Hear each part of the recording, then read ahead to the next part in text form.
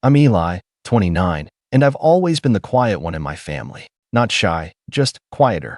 Less flashy than my older brother Matt, less needy than my younger sister Chloe, and way less dramatic than either of my parents. My mom, Cynthia, runs on attention like it's oxygen. My dad, Rick, is the kind of man who thinks he's the king of the castle just because he yells the loudest. Over the years, I got used to playing the role of background character in my own family, the dependable one they leaned on when it was convenient, ignored when it wasn't. But I never expected to be erased so deliberately, not until the night of the party. It started 3 months ago. My mom had this idea for a massive anniversary celebration. 35 years together, she said over our usual dry Sunday dinner. We want to go big. No church basement nonsense. We're thinking garden venue, live music, white tent, everything. My dad chimed in, waving his fork like he was conducting an orchestra. We'll make it classy. Champagne, not beer. No kids screaming everywhere. It sounded like a wedding. But it wasn't just their idea, it quickly became mine to fund. I don't talk much about money with my family, mostly because they always assume I have enough. I work in fintech, remote job, decent salary, low expenses. So when mom looked at me over mashed potatoes and said, Eli, sweetie, you'd help us make it special, right? It wasn't really a question. I'd helped before, covered Chloe's deposit when she flunked out of her first college and wanted to try a second. Helped Matt and his wife put a down payment on their first place. Bought my parents a new washer and dryer last year when theirs finally gave out. They never asked outright, just hinted and let the guilt do the rest. So, I said yes. I told them I'd cover the venue and catering, maybe even a string quartet if they wanted one. It added up fast, $12,800 in deposits, invoices, and my own time spent coordinating it all. The caterer knew me by name. The venue manager and I exchanged more emails than I have with my boss. I even helped Chloe design digital invites on Canva. Not once did I think to ask if I'd be on the guest list. 2 weeks before the party, I realized something weird. I hadn't received an invite. I didn't want to jump to conclusions, but I asked Chloe casually, hey, what email address did you use for the RSVP form? She blinked at me. Oh. Mom told me not to send you one. Said it'd be better that way. I thought you knew. My heart dropped. I asked what she meant by better. Chloe looked uncomfortable. She said you just, stand around like always. Not talk to anyone. Maybe make people feel awkward. I guess she thought it'd be less pressure for you. She tried to pass it off like they were doing me a favor. Like excluding me from the event I paid for was some sort of kindness. I didn't say anything then. I just went home, sat in silence, and stared at my laptop. I clicked through the spreadsheets, the email chains, the bank transfers. My name was all over the back end of this event, but nowhere on the front. That's when the anger crept in. Not hot and explosive like Matt's temper tantrums, not shrill like mom's passive-aggressive texts. No, mine came in like a tide pulling out. Quiet. Methodical. And with it came a thought I couldn't shake. They think I'm invisible? Let's see what happens when I actually disappear. Still, I wanted to be sure. I waited. I watched. I gave them another chance to include me. Maybe it was a miscommunication. Maybe they'd mention me in the group chat. Maybe there'd be a last-minute invite or a hey, we messed up. But the chat filled with photos of decorations, messages about table layouts, mom's allergic to lilies, remember? All of it like I didn't exist. The final confirmation came the night before the party. I stopped by to drop off the last payment receipt for the string quartet. I handed it to my dad while he was in the backyard, admiring the setup of rented chairs. He didn't even look up. Appreciate it, he muttered. It's been less stressful without you getting in the way. I froze. He added, almost as an afterthought, we figured you'd just make it weird. People don't know you. You're not really the social type. I said nothing, not even a blink. Just turned around and walked out. That's when the real planning began. The caterers? I called them first. Canceled the order. Explained calmly that the client, me, had changed the date. Refund issued minus a small fee, which was worth every cent. Next was the venue. I had made the deposit under my name, using my email. I explained I'd no longer be transferring it over to the event coordinator. My mom had introduced no signed release, no balance payment. Done. Lights? Sound system? Same thing. All of it set up under my contracts, my accounts, my dollars. All of it yanked away. It wasn't personal, I told the vendors. It was just business. By morning, I was gone. I had booked myself a beachfront Airbnb 3 hours away, ordered a box of my favorite pastries, and brought a portable speaker to blast a playlist I made just for the occasion. I called it Better Without Me. Around 4 p.m., I knew the party would be in full swing. That's when the text started. Matt texted, "Dude, what's going on? There's no food here." Chloe texted, "Did you forget to confirm the music? Nothing's working and Mom's losing it." Then came the call from my mom, 3 of them, actually, followed by a text, "Where are you? What did you do?" I didn't reply. I sipped my coffee, turned my phone off, and watched the sun dip toward the water. In the distance, my email notifications had already started pinging, refund confirmations, thank you notes from vendors who sympathized with my unforeseen cancellation. Meanwhile, I imagined the scene unfolding. Trays of hors d'oeuvres vanishing mid-service, the string quartet never arriving, the lights slowly fading as the backup generator cut, guests standing awkwardly, waiting for something, anything, to happen. And right then, I pictured my mom's face, tight-lipped fury dressed up in pearls and disappointment. I could see her standing in the center of the darkening tent, trying to plaster on a smile while whisper yelling into her phone, demanding answers that wouldn't come. My dad would be pacing, blaming everyone but himself, while guests began to murmur, then leave. Matt would probably be sulking somewhere with a beer, and Chloe, poor Chloe, would be caught between pretending this was all fine and trying not to burst into tears. And me? I was lounging on a deck chair, barefoot, listening to waves crash softly against the shore. I hadn't felt this peaceful in years, but I didn't plan to disappear forever. Not yet. That night, I powered my phone back on for a single hour, long enough to watch the chaos unfold in real time. The family group chat had exploded. It was like watching a live feed of a burning ship where the crew was too busy blaming each other to grab a life vest. Mom texted, "Who canceled the catering?" Matt texted, "This is embarrassing. My friends left." Dad texted, "Eli, if this is some stupid joke, grow up and fix it." Now, Chloe texted, "Did you seriously pull everything? You didn't even say anything." Mom again, just 10 minutes later, "People are leaving. I hope you're happy." Happy? No, I wasn't happy. Not yet. But I felt something better. I felt seen. Finally. What none of them understood was this wasn't about revenge. Not really. It wasn't about being petty or vindictive. This was me drawing a line. For years, I'd been the silent supporter, the one behind the scenes keeping things stitched together while they trampled through life assuming I'd always be there, quietly picking up the slack. And now that I'd stepped away, not yelling, not burning bridges, just stepping back, the whole show fell apart. I spent the next day completely off-grid. No texts, no emails, no phone. Just me, a rented kayak, and a stack of paperbacks I'd been meaning to read since last summer. When I came back to my Airbnb that evening, I found 37 missed calls, 24 voicemails, and a couple of attempted FaceTime requests. One voicemail stood out. It was my mom's voice, shaking and furious. "I cannot believe you would do this to your own family, Eli. After everything we've done for you. People think we're a joke now. Do you understand that? A joke. This was supposed to be our day. We trusted you. You embarrassed us." That line, "after everything we've done for you," played over and over in my head. Like it was a favor they hadn't already collected on 10 times over. Like I hadn't paid my dues with interest. I didn't call back. I didn't need to. The message had already been delivered. But Chloe showed up. On the third morning, there was a knock at the door. I opened it expecting maybe a property manager, but there she was, standing on the porch, hair messy, bags under her eyes, looking like she hadn't slept since the lights went out. "Can I come in?" I hesitated, but stepped aside. We sat on opposite sides of the couch, the silence between us heavier than I expected.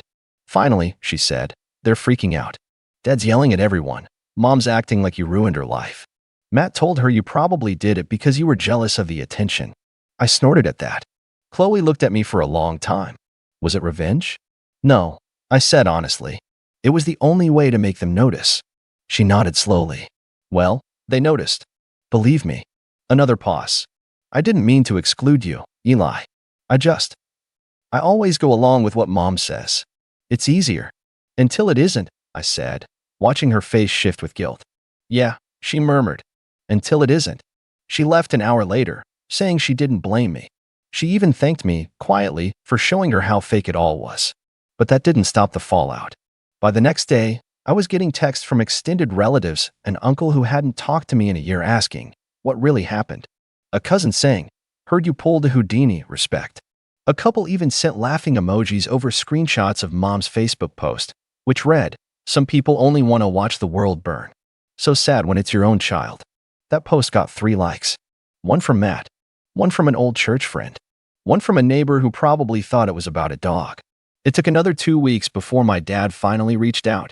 No apology, just a terse message. "Let's talk. Be a man." I stared at it for a while before replying with a single sentence, "I was a man when I paid for your party." His response? Silence. Total silence. And honestly, I could live with that. But what none of them knew, what no one knew, was that I wasn't done yet. See, there was one more deposit I hadn't pulled. A final parting gift I had decided to leave in place, for dramatic effect. A special detail that hadn't hit yet, but would in about 3 days. Because in exactly 72 hours, a very formal notice was going to arrive at their door. And when it did, I pictured the scene down to the smallest detail. The envelope would be crisp, with a bold return address from the law firm I occasionally retained for contract consulting. Nothing aggressive, no lawsuit or threats. Just a formal letter outlining a full cost breakdown of the party. Every invoice, every transfer, every payment, all attached with a line at the bottom stating, "Due to a breach of implied agreement, all contributions toward the July 6th anniversary event are considered revoked. Full reimbursement requested by the end of the month." It was written in professional, airtight legal language. I didn't expect them to pay it back, not really. That wasn't the point. The point was to send a message, "I am not your wallet. Not anymore." The reaction came faster than I expected. Less than 24 hours after the letter was delivered, I got a voice message from my dad. No introduction, no preamble. Just, "This is harassment, Eli. If you think we're going to let you bully us into paying you back for your own choices, you're insane." That was followed by another message, this one from Mom, but her tone was very different. It started cold, then slowly cracked as she tried to manipulate her way through the fallout. "Eli, sweetheart, I don't know why you're doing this. You've always helped us. We're family. Isn't that what matters? You're being so cruel. People are talking, and it's hurting all of us. No apology. Just an emotional guilt trip wrapped in gaslighting." But what really struck me was the very end of her message. "You used to be such a sweet boy, always trying to please everyone. What happened to you?" I stared at my phone for a long time after that one. I almost laughed. What happened to me? They happened. Years of being treated like an afterthought.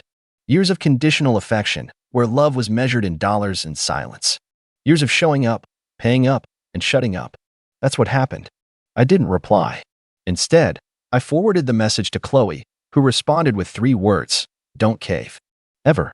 That meant more than I expected. Out of all of them, she was the only one who even tried to understand. She wasn't innocent, she'd played her part, too, but she was the first to admit it. And unlike the others, she hadn't doubled down when the spotlight turned on. The next week was quiet, suspiciously quiet. No more messages. No more attempted calls. Just radio silence. I kept waiting for the other shoe to drop. I wasn't naive. This family didn't go silent out of acceptance. They were regrouping, planning, probably calling everyone they could to get validation for their side of the story. And right on cue, the Facebook smear campaign began. It started small. A cryptic post from Mom. "Some children repay love with cruelty. May God heal those who've lost their way." Then another from Dad. "Funny how the people who say family first are always the first to betray you." Their friends, mostly from church or Dad's old work buddies, chimed in with sympathy, none of them knowing the full story. Just parroting their version of it, where I was the cold-hearted son who ruined the anniversary out of spite. That should have made me angry. Instead, it just confirmed what I already knew. They would never take accountability. They would twist the narrative however they needed to avoid looking in the mirror. But what they didn't expect was for me to speak up. For years, I kept my mouth shut to keep the peace. But this time, I broke the silence. I posted once. Just once. A long, calm message, not even public. Just a single comment in response to my mom's post, visible only to family and mutual friends. It read, "Since we're sharing family lessons, here's one. Don't exclude the person who paid for your party. Don't tell them they make people uncomfortable and then expect them to keep smiling and writing checks. For 29 years, I've played the quiet role. You didn't notice when I was there, but you sure noticed when I wasn't. That's not cruelty. That's clarity. And I don't regret it." Then I logged out. A few cousins liked it. An aunt even messaged me privately saying, "I always wondered why they treated you like the help." But the core family, the four of them, said nothing. No clapback.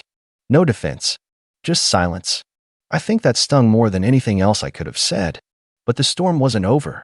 That weekend, I got a call from an unknown number. I almost let it go to voicemail. But something made me pick up. A tired voice greeted me. Deep, raspy, unmistakably familiar. It was my grandfather. My mom's father. A man who rarely spoke, never interfered, and stayed well outside the drama of his daughter's circus of a household. He didn't say much. Just, Eli, I heard what happened. I want you to come by. Just you. I hesitated.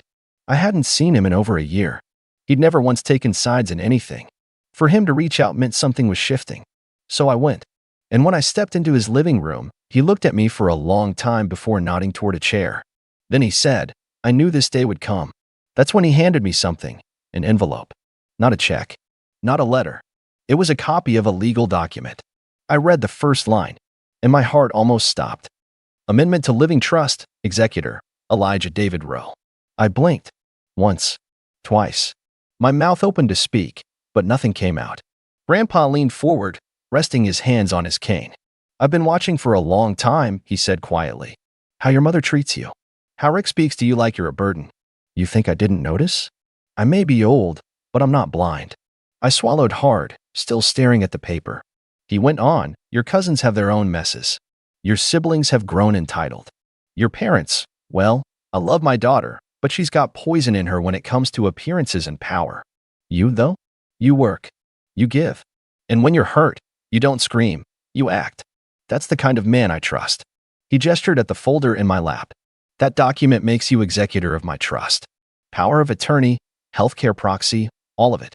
When I pass, it's you who decides where it goes. That includes the house, the stocks, the retirement fund, and yes, the land in Brevard.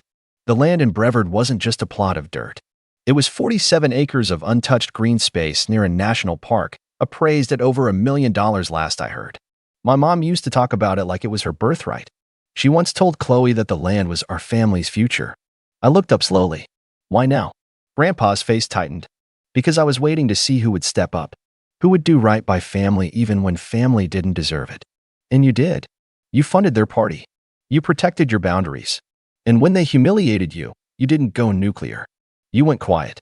Calculated. That's the man I want holding the reins when I'm gone. I sat there for a full minute, numb. My fingers were still gripping the edge of the folder like it might disappear if I let go. Finally, I found my voice. They're going to hate this. He chuckled. Good. Maybe hate will wake them up. Or maybe it won't. Either way, they'll know they're not in charge anymore. I left his house with the envelope still in my hands, my thoughts spinning in 1,000 directions. Not because I cared about the money, truthfully, I didn't. I had my own job, my own life. But because for the first time, someone in the family chose me. Not because I was convenient. Not because I kept the lights on. But because I was right. The fallout began 3 days later. It started with a phone call from my mother, which I didn't answer. Then she texted, "What is this about Grandpa's will? You can't be serious." I didn't reply. 10 minutes later, Matt chimed in, "You really stooped this low? Manipulating an old man just to get land and money? Jesus, Eli." Then Chloe, surprisingly gentle, "I heard from Mom. Is it true? He gave you everything?" I answered only her. I didn't ask for anything. He made the choice. Ask him. The next 48 hours were pure chaos. I got word from Grandpa's attorney that my mom had called twice, screaming and demanding to see the paperwork. She claimed elder abuse, said I had influenced her father, even hinted at contesting the trust. The attorney, a stern, silver-haired woman named Sharon, shut it down cold. She has no standing, she told me on a call. Your grandfather made this decision 6 months ago. He just didn't tell anyone until now. 6 months ago. That meant he'd made this choice before the party debacle. Before the final straw had even broken the camel's back. I suddenly remembered a Thanksgiving dinner the year prior. How Grandpa had sat next to me while everyone else was bickering. How he'd quietly asked about my work, my life, my goals. I'd answered honestly, thinking nothing of it. That conversation had lasted maybe 15 minutes. Apparently, it changed everything. Word spread quickly through the family. A cousin from Arizona messaged me just to say, "Wow, didn't see that coming." Chloe called and left a voicemail. She sounded more sad than angry. I guess this means we're on different sides now. I hope that's not true. Matt, predictably, posted a vague tweet about greedy backstabbers in the family. My mom made a Facebook post with a Bible verse and a photo of her and Grandpa from 1996, captioned, "Even the purest hearts can be tricked by serpents." I didn't respond. I didn't post. I didn't explain. Because I didn't have to. I had already said what needed to be said, not with words, but with action. But there was one final thing I needed to do. 2 weeks after the documents were delivered and the dust had mostly settled, I drove back to the old neighborhood. Not to the family house. That bridge was burned, and I had no desire to cross the ashes.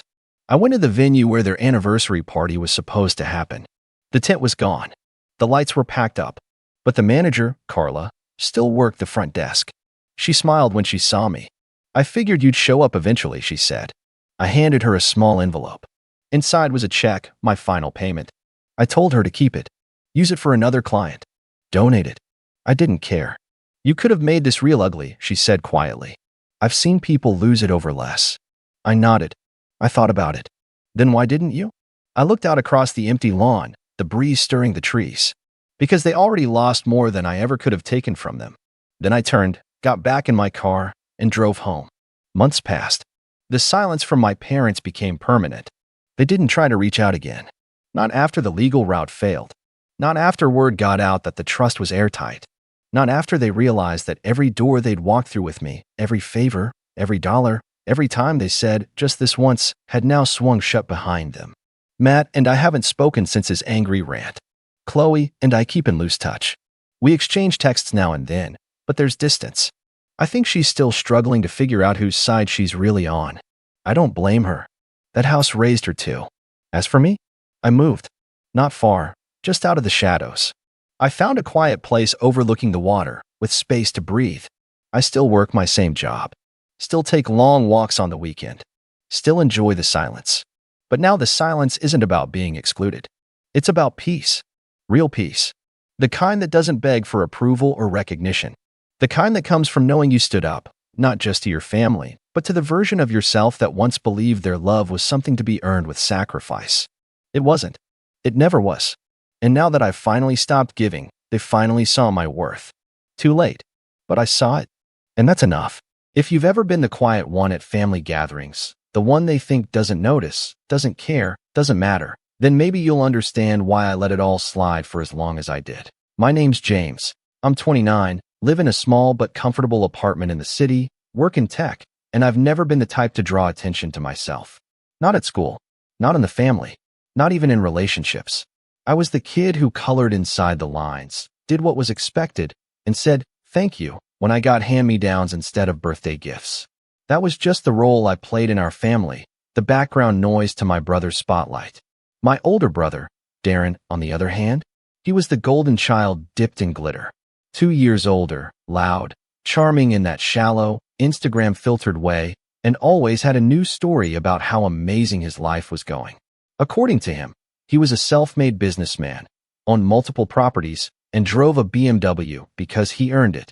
If you asked our parents, they'd nod along, sipping their wine like proud parents in a commercial. Never mind that I'd never actually seen one of these businesses, or that Darren still borrowed money from our parents every other month, or that his girlfriend, Kayla, the type who spoke only in sarcasm and selfies, once confused me with a waiter at my own cousin's wedding. That's not a joke. She actually handed me an empty champagne flute and said, "Could you be a doll and refill this?" Now, to really understand where this story starts, you have to understand the family dynamic. My parents always favored appearances over substance. They weren't cruel, exactly, just calculated. My mom hosted dinner parties with color-coded napkins, and my dad talked about networking more than he did about actual feelings. If you dressed well and smiled wide, you were welcome. If you were quiet and wore sneakers instead of loafers, you were a disappointment they politely tolerated. So growing up, I learned early to stay out of the way. I taught myself to fix things, computers, phones, the Wi-Fi, because that was the only time anyone really acknowledged me. I'd patch up Darren's gaming rig when it crashed, only to watch him take the credit for figuring it out when our dad asked. I got into coding during high school, started freelancing in college, and eventually landed a solid job at a mid-sized tech company after graduating. I didn't make a big deal of it. I never really talked about money or promotions or the fact that I saved enough to buy a car in full, not a flashy one, but reliable and mine.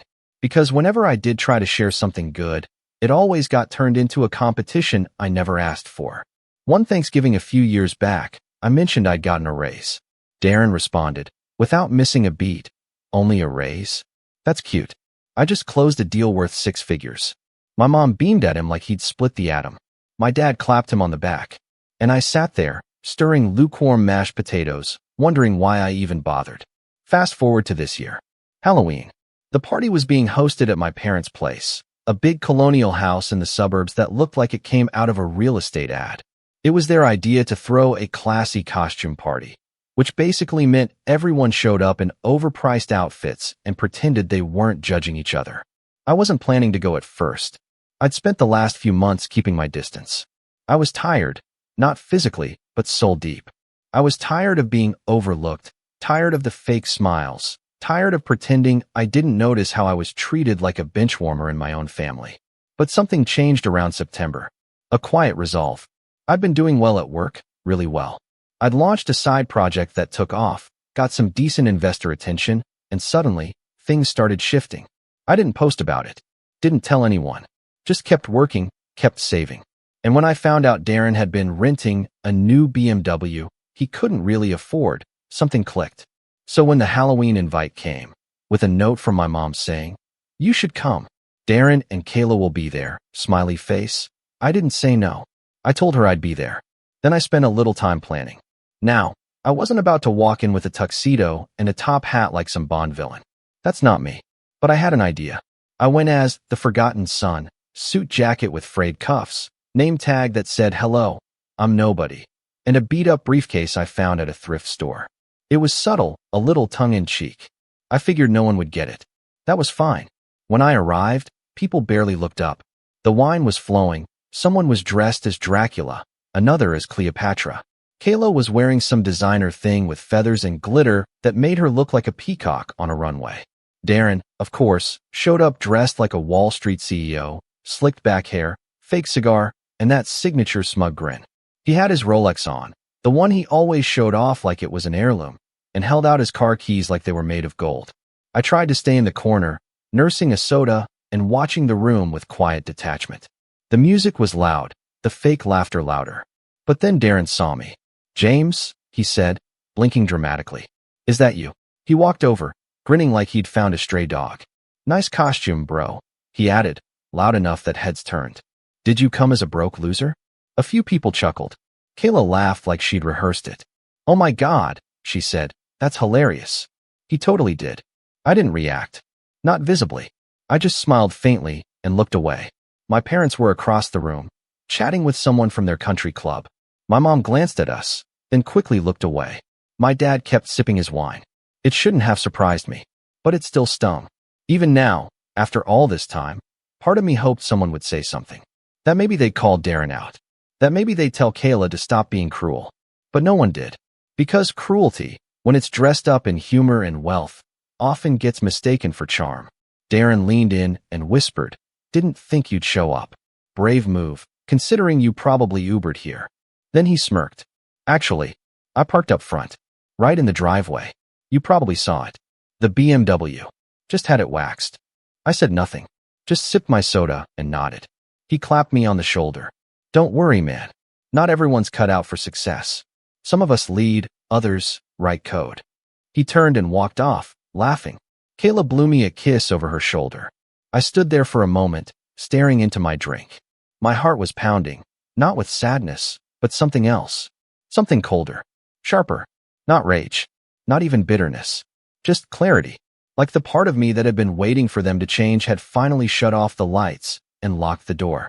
And that's when the DJ, who apparently knew Darren from some mutual friend group, called him up to say a few words. Darren, never one to decline a spotlight, strutted up and started bragging about how hard he'd worked this year, how he grinded for everything, and how success didn't come easy. He looked directly at me mid-speech and said, "Some people just don't get it. They think being quiet is noble, but the world doesn't reward wallflowers." That's when the DJ, with perfect timing, passed me the mic. He gestured like it was a joke. "Hey, Maybe the mysterious brother wants to say something. I took it. I don't know what came over me exactly, but I smiled. Not big, just enough.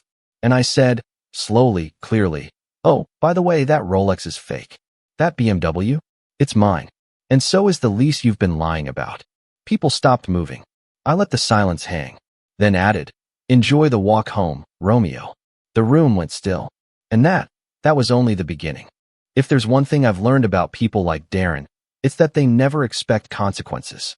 They expect you to swallow the insult, laugh it off, and move on like it never happened. Because that's what you've always done. That's what they've always done. So when I dropped that truth bomb at the Halloween party, exposing his fake Rolex, claiming the BMW as mine, and hinting at the lease he was lying about, I knew exactly what I was doing. But what I didn't expect was how quiet it would get.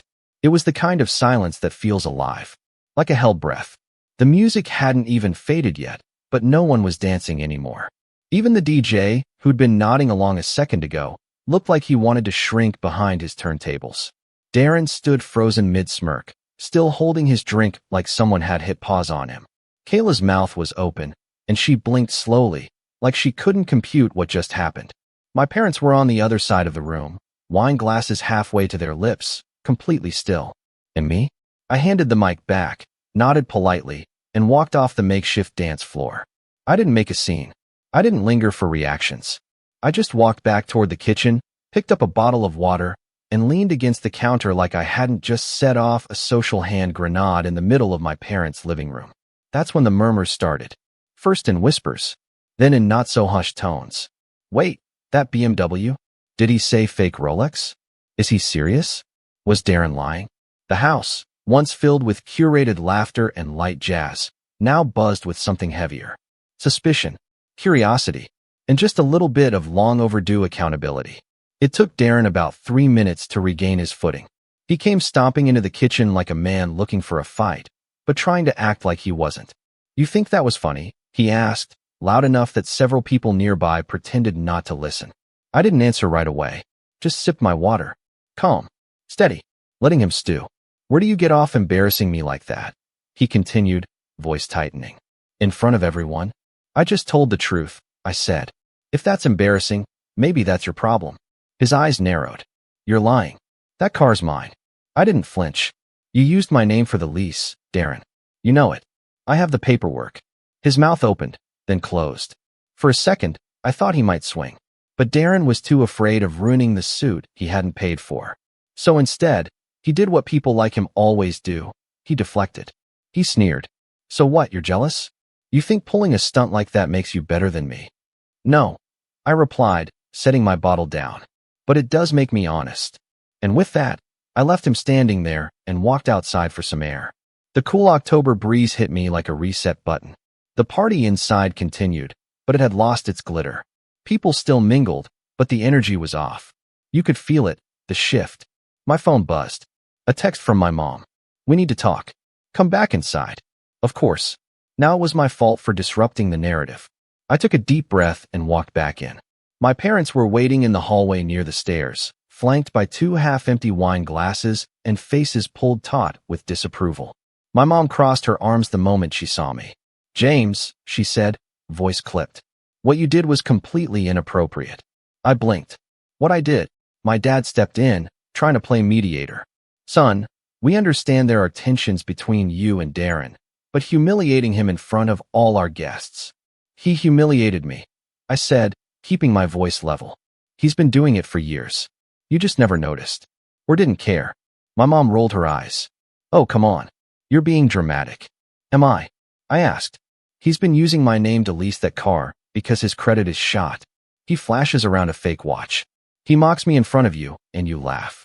Kayla treats me like a joke, and I say one sentence of truth, and I'm the problem." My dad shifted uncomfortably. This wasn't the time or place. "No," I said. "There never is a time or place, is there? Because any time I speak up, it's inappropriate.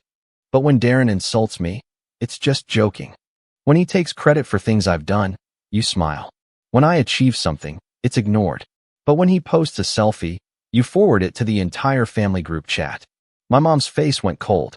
"James, this isn't the place to air all your grievances." Can we please just enjoy the evening without drama? I almost laughed. That's rich, considering Darren's costume was literally obnoxious Wall Street guy. We're asking you to apologize, my dad said, quieter now, almost pleading, just to smooth things over. No, I said flatly. My mom's jaw tightened. Then maybe it's best if you leave. And there it was. The ultimatum. Not directed at the one who lied, borrowed, insulted, but at the one who finally spoke. I nodded slowly. Fine. I walked past them, through the living room, and straight out the front door. No goodbyes. No drama. Just quiet. I didn't go home, though. I sat in my car, and stared at the windshield, heart racing. Not from anger. Not even sadness. But from something else. Something deeper. It felt like the final piece of a puzzle I'd been trying to solve my whole life had finally clicked into place. They were never going to choose me. Not unless I forced them to see me. But I wasn't going to force anything anymore. The next morning, I woke up to 3 missed calls from my dad and 1 long text from my mom. I don't know what's gotten into you lately, but your behavior last night was selfish and childish. Darren is your brother. Family comes first. I expect you to do the right thing and apologize. He's very hurt, and you embarrassed all of us. I stared at the message for a long time. Then I put my phone down and went for a walk. I didn't respond. Later that day, my cousin Erica, one of the few people in the family who doesn't pretend, called me.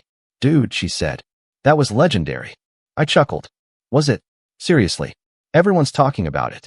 And not in a bad way. People are finally seeing through Darren's act. I paused. You think? Absolutely, she said. My dad told me he saw Darren arguing with Kayla in the driveway after you left. Something about the car. And then she stormed off, and he had to call an Uber. I raised an eyebrow. Wow. And get this, she continued, lowering her voice. Uncle Ray told me Darren tried to say you were just joking and that the car really was his. But when someone asked to see the registration, he changed the subject. I couldn't help but smile. Classic Darren. Erica paused. Hey, I know things are rough with your parents, but I'm proud of you for standing up for yourself. That hit me harder than I expected. I thanked her, hung up, and sat with that for a while. Proud. It wasn't a word I heard often. Not from family. The following week, I got an email from the dealership confirming Darren had missed 2 payments on the lease. Since the lease was in my name, thanks to some smooth talking he'd done back when I was naive enough to help, they were contacting me to resolve it. That was the moment I knew this story wasn't over. Not even close. It was just getting started. I thought the Halloween party was the turning point. But I was wrong. That was just the crack in the surface. A small rupture in the facade my family had spent decades painting over. The real fracture, the betrayal that would finally rip it all open, that came a few weeks later. And it didn't come from Darren. Not directly. It came from the people I still held out hope for. The people I wanted to believe were just blind, not cruel. It came from my parents. I remember the day clearly because it started out quiet. A rare Saturday morning where the city noise didn't pierce my windows too early, and I actually let myself sleep in for once. I'd made a fresh cup of coffee, had my laptop open on the kitchen counter, and was halfway through reading a proposal from a startup I'd been mentoring when I got the email. Subject, urgent notice, lease account status. My heart sank the moment I saw the subject line. When I opened it, it was worse than I expected. Dear James, as of November 17th, your BMW lease account is now 91 days past due. Immediate action is required to prevent repossession and further penalties. Please contact us within 72 hours. I stopped reading. 91 days. 3 months of missed payments. While Darren had been showing off that car, flashing those keys, and making me the punchline at a party he drove to in my name, he hadn't paid a cent. I'd only agreed to help him with the lease last spring, when he called me crying about how his job had cut his hours, and his credit score got nuked by a scammer. Back then, foolishly, I believed him. He said it would just be for 2 or 3 months, just to give him a leg up. I didn't even tell my parents, because I knew what they'd say. I was too soft, too naive. I always let Darren walk all over me. But what they never understood was that I wanted to believe he'd change, that he could be better, that maybe, just maybe, I wasn't crazy for still wanting my brother to be something more than a flashy disaster. And now, not only had he defaulted, but my name, my credit, was on the line for it. I grabbed my phone, hands shaking, called him. No answer. Called again, straight to voicemail. I sent him a single text. Call me. Now. An hour passed. Nothing. That's when I did something I should have done a long time ago. I drove to my parents' house. I didn't call first. I didn't plan what I was going to say. I just got in my car and drove the 40 minutes to their pristine little neighborhood with its trimmed hedges and HOA flyers taped to mailboxes. I parked at the curb. Their driveway was empty. Good. I didn't want an audience this time. My mom answered the door, still in a silk robe, holding a steaming mug of tea. She blinked at me like she wasn't sure if I was real. James, she asked. What are you? I held up my phone. Where's Darren? She frowned. He's not here. Don't lie to me. I'm not lying, she said, stepping aside to let me in. He stayed the night a few days ago, but left yesterday. What's going on? I followed her into the kitchen. My dad was sitting at the table reading the newspaper, like it was 1953 and nothing bad had ever happened. He looked up and gave me that neutral, polite smile. James, he said, this is a surprise. I dropped the phone on the table, opened to the email. His smile faded. I want to know, I said, if either of you knew Darren hadn't been paying the lease. My mom set her mug down slowly. Lease? What lease? I laughed. The BMW lease. The one I co-signed for. The one he's now 3 months behind on. My dad's jaw tightened, but he didn't say anything. My mom's eyes darted between us. James, we didn't know. Darren didn't say anything about. Don't, I snapped. Don't do that. Don't pretend like he hasn't been coming here every week, playing house, letting you think he's some high roller. You really mean to tell me that in all the times he's shown up here, neither of you ever thought to ask where the money was coming from? Or whether he was paying his bills? She opened her mouth, closed it again. He said he was working things out. Working things out, I repeated, voice dripping with disbelief. And you believed him? My dad sighed. James, calm down. No, I'm done being calm, I said. This affects me, my credit, my future, and the fact that you've let him keep using me like this. We didn't let him, my mom said, voice rising for the first time. He's your brother. If you chose to help him, that was your decision. Don't blame us for that. That was the moment something in me snapped. You're right, I said, suddenly eerily calm. It was my decision. But you know what I find funny? I leaned in just slightly. If it were me who missed 3 months of payments, if it were me who lied and defaulted and risked someone else's financial future, you'd be tearing me apart right now. But because it's Darren, you're scrambling to shield him. Again, my dad finally spoke. Quiet, firm. James, that's enough. No, I said. It's not. I turned and left without another word. When I got home, I started making calls. I contacted the leasing company, explained the situation, and began the painful process of trying to sever the lease. A process that would likely cost me thousands just to clean up Darren's mess. Then, I did something I hadn't done since I was a teenager. I went into my old Gmail account, the one I hadn't used in years, and I searched for the backup folder I'd made back when Darren borrowed my laptop to apply for jobs and forgot to log out of his email. I hadn't looked at those screenshots in over a decade, but they were all still there. Dozens of them. Emails between Darren and his friends where he bragged about cheating on past girlfriends. Messages where he laughed about borrowing money from the little bro and never paying it back. One where he literally wrote, "Dude, my parents treat him like a ghost. He'll do whatever I ask if I just pretend to be nice for 5 minutes." I never told anyone about those emails, because back then, I still believed he could grow up, that he would. But now I knew better. That night, I didn't sleep. I made a folder, labeled it Darren, Truth, filled it with every document I had, the lease agreement, the dealership emails, the screenshots, even photos of the car with his plates on it, parked in my spot. Then I waited. 3 days later, I got a call from my dad. "James," he said, voice tight. "We need to talk. About. Your mother and I are concerned. Darren told us you're trying to sabotage him, that you threatened to ruin his credit and take his car." I stared at the wall. "He said you're going through something. That maybe this is stress-related. Or jealousy. Either way, we think you should come over and talk." I almost dropped the phone. "He what?" "He said you threatened him. That you were unstable. That maybe we should be worried about you." And that was the betrayal. The final, unforgivable blow. Not only had Darren lied, again, but he'd weaponized my parents against me, turned them into tools in his little performance. And worse, they were believing him. I felt something icy crawl down my spine. A kind of detached anger. Not hot. Not loud. Cold. I didn't shout. I didn't argue. I simply said, "Don't call me again." And I hung up. Then I opened the folder. And I started planning. They say the moment you hit rock bottom, something inside you shifts. That the pain becomes a sort of fuel, slow burning, dangerous, pure. I never really understood that before. I'd been hurt plenty. Overlooked. Dismissed. Mocked. But I'd never been betrayed like this. Not until my own parents called to tell me, in a quiet, patronizing voice, that they were concerned about my mental state. Because my brother told them to be. Because Darren, the same man who had used my name, trashed my credit, lied to my face, humiliated me at a party in front of strangers, still somehow managed to twist reality so tightly that they believed he was the victim. I didn't answer any more of their calls after that. I stopped responding to texts too. Even when my mom sent me a photo of our dog from childhood, Buddy, who now hobbled around the house with gray whiskers and a limp, with the caption, "He misses you. So do we." I wanted to scream, to throw my phone across the room. He misses me? Or are you just using him as a leash? But I didn't say anything. I just turned off notifications and went silent. I didn't tell anyone, not even my closest friends, what was happening.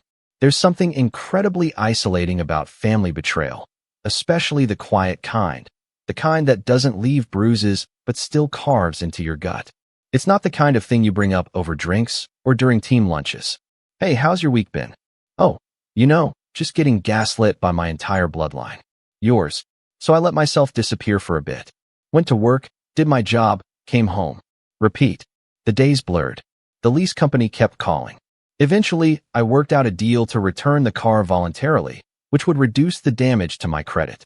But it still tanked my score. I'd have to live with that for a while. Pay off the fees. Rebuild. I remember the day I handed over the keys. It was raining, cliché, I know. The rep at the dealership was kind enough. Said it happens more often than people think. That was supposed to be comforting. It wasn't. Watching them drive away in the car I'd never even used, the one Darren had paraded around in like a trophy while I took the bus to work most days. It felt like some strange kind of funeral. Not for the car, but for the version of me that still thought there was something to salvage in this family. That night, I sat alone in my apartment, lights off, rain tapping on the windows, and just broke. Not in the theatrical, crying on the floor way. That came later. This was quieter. I just sat there, staring at nothing, letting the weight of everything I'd swallowed over the years finally settle on my chest like a lead blanket. All the birthdays where Darren got what I asked for. All the times my parents told me to be the bigger person. Every joke at my expense that was laughed off. Every win I downplayed just to avoid being accused of bragging. Every apology I gave for things I didn't do. Every time I let myself believe that if I just kept being good, kept being quiet, eventually I'd be seen. I wasn't. And I wouldn't be. Not by them. That night, I didn't sleep. I made coffee at 3 a.m. and stared out the window at the wet streetlights. And somewhere around 4:12 a.m., something in my brain clicked. Not like a light bulb, but like a lock turning. I'm done. Not with my life. Not with the world. But with them. I wasn't going to beg for understanding. I wasn't going to prove my side of the story.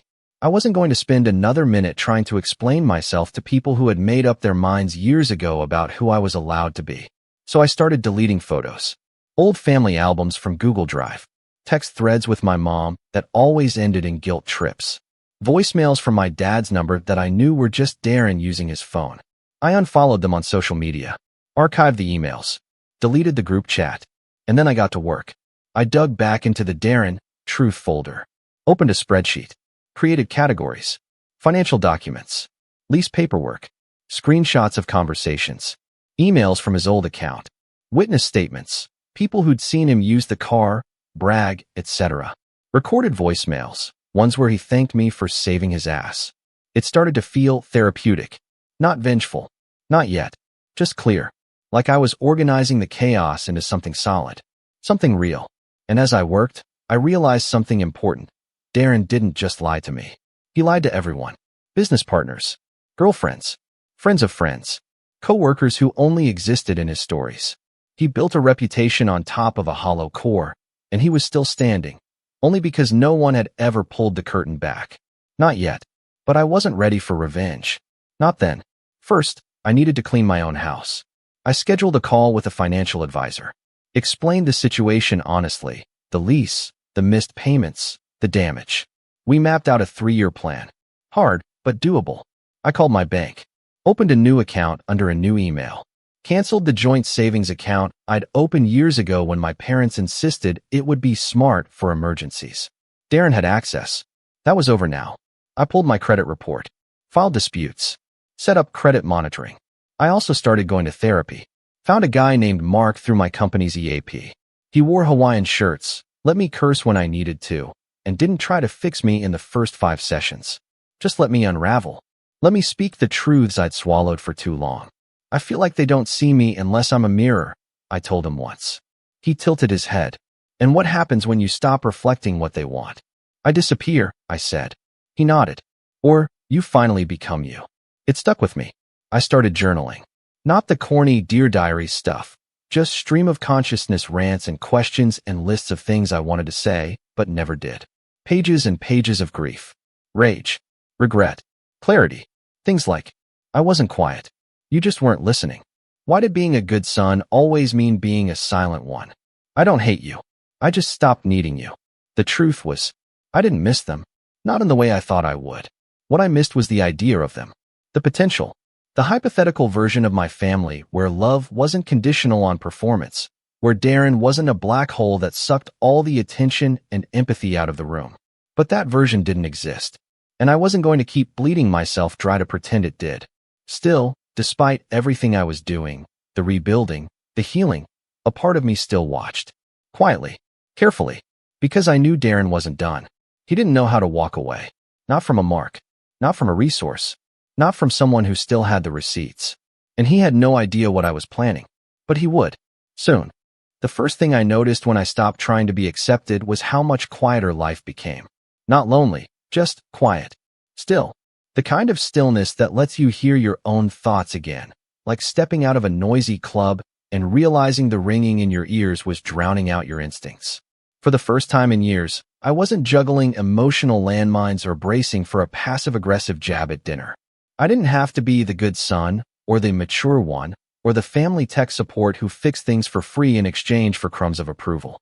I just got to be James. And James, as it turned out, was doing pretty damn well. Work was steady, but the real game changer was the side project, a cloud-based workflow tool I'd built over nights and weekends. It started as something small, just a way to automate daily tasks for a few freelance clients. But word spread. Quietly. Organically. One of those clients recommended me to a friend who happened to be connected to a mid-tier VC firm.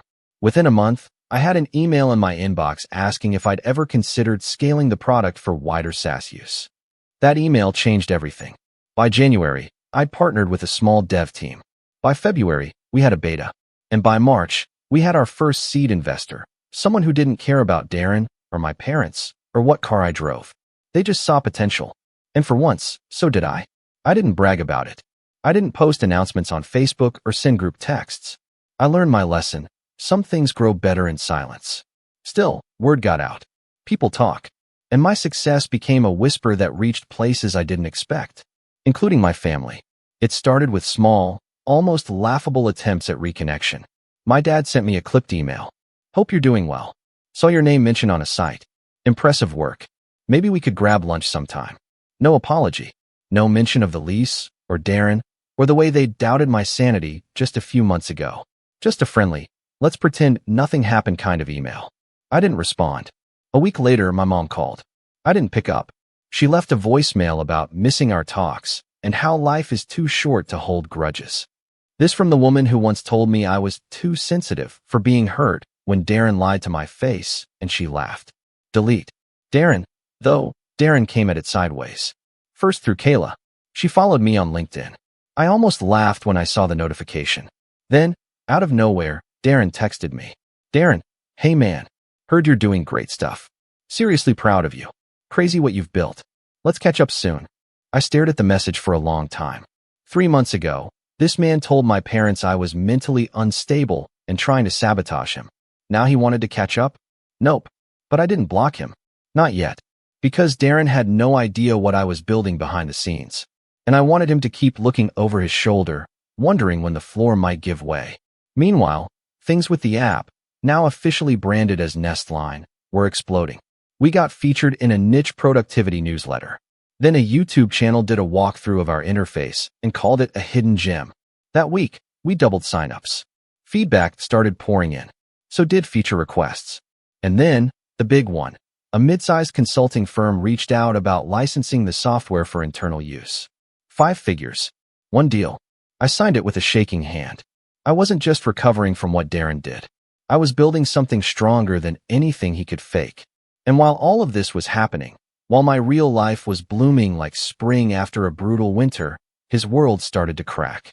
I didn't have to lift a finger. Kayla dumped him. Apparently, after finding out about the lease fiasco and realizing the BMW lifestyle was built on lies. My cousin Erica texted me about it. She threw his clothes onto the lawn. Literal lawn. Like in the movies. I said nothing, but a part of me smiled. The part of me that remembered Kayla calling me the family IT guy, like I was some unpaid intern. Then, in early April, my phone rang again. This time it wasn't family. It was Angela Fields, an editor at a medium-sized tech blog who had heard about Nestline from one of our beta users. "Would you be open to doing a feature?" she asked. "Just a short profile. About your journey." I hesitated. I wasn't sure I wanted attention. But she added something that caught me. "I think a lot of people would resonate with the story of someone who came from underdog beginnings. Overlooked. Doubted. Building in the background while everyone else is loud." That felt right. So I agreed. The article went live 2 weeks later. It was tasteful. Honest. It mentioned my early freelance work. The pivot into SaaS. The bootstrap mindset. It didn't name my family. Didn't mention Darren. But it did reference something I said during our interview. Sometimes being underestimated is your greatest asset. They don't see you coming. Apparently, that line stuck. Because a few days later, I got another text from Darren. "Darren, so you're doing interviews now? Guess you forgot who helped you back when you had nothing." I stared at the message, stunned by the audacity. Who helped me? This was the man who used me, mocked me, defaulted on a lease in my name. I didn't respond. But now I knew for sure. He was unraveling. And fast. The next few weeks were a whirlwind. Nestline secured a second round of funding. I was invited to speak at a panel. I hired 2 developers full-time. My name, once a joke at parties, was now on articles that strangers read. And Darren? He went quiet. Which, ironically, is how I knew he was planning something. Because Darren never let someone else have the spotlight for too long. Not without a comeback. Not without finding a way to leech from it. And sure enough, just as I was starting to breathe, just as the light at the end of the tunnel felt safe, I got an email from a legal office. Subject: Asset and business dispute. Inquiry into shared property rights. My stomach dropped. I opened the email. It was vague. Just a request for a meeting regarding an ongoing matter involving a family claim to early-stage equity distribution. I knew exactly what this was. Darren was trying to claim he was owed a stake in Nestline, and he'd lawyered up. I closed the email, sat back, and smiled, because this was the mistake I'd been waiting for. The moment where Darren tried to turn whispers into lawsuits. The moment I could finally go public. But not yet. Not until I had every document in place. Every message archived. Every thread tied off. Because when I make my move, it won't be loud. It'll be quiet. Surgical. I won't just destroy his lies. I'll leave him standing in the ruins of them. I didn't reply to the lawyer's email immediately. I read it 3 times, slowly, like a chess player studying the board after a flashy opponent made their move. Darren always moved fast. He'd bluff, stall, manipulate, throw 10 lies into the room and hope no one noticed he never had a plan beyond the next 5 minutes. But this was desperation dressed in a suit. The email claimed Darren had contributed foundational input and resources in the early stages of product development, and thus believed he was entitled to equity, financial compensation, or both. It was so vague, so intentionally murky, I had to laugh. Darren didn't even know what Nestline did. I once overheard him describe it as that app for spreadsheets, or whatever, and now he was claiming he helped build it? It was exactly the mistake I'd been waiting for. See, I didn't want revenge that looked like revenge. I wanted receipts. I wanted Darren to step forward, on record, and claim ownership of something he couldn't define, while I had emails, code commits, contracts, timestamped prototypes, bank statements, NDAs, and an airtight legal paper trail going back 2 years. I scheduled a Zoom call with his lawyer for the following week. Before the meeting, I called my own attorney, Melissa. She was sharp, quiet, and had a dry sense of humor I appreciated. I sent her everything. The lease documents. The emails where Darren admitted to missing payments. The screenshots from his old Gmail where he bragged about manipulating me. The voicemail where he called Nestline James' nerdy little project. She reviewed it all and said, if he wants to go to court, let him. I'll bring popcorn. We prepared a formal cease and desist in case he pushed harder. But I had something better in mind.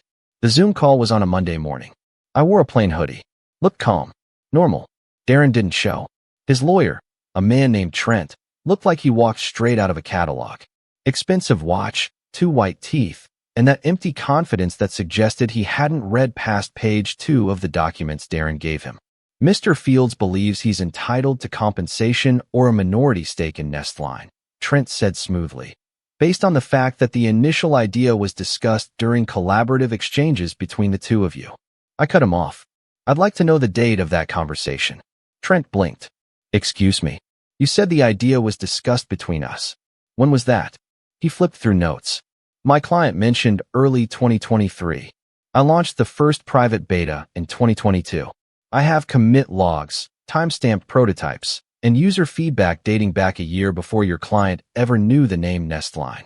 I also have texts from Darren calling it James' nerdy little app and asking if he could use the login to impress a girl. Trent blinked again.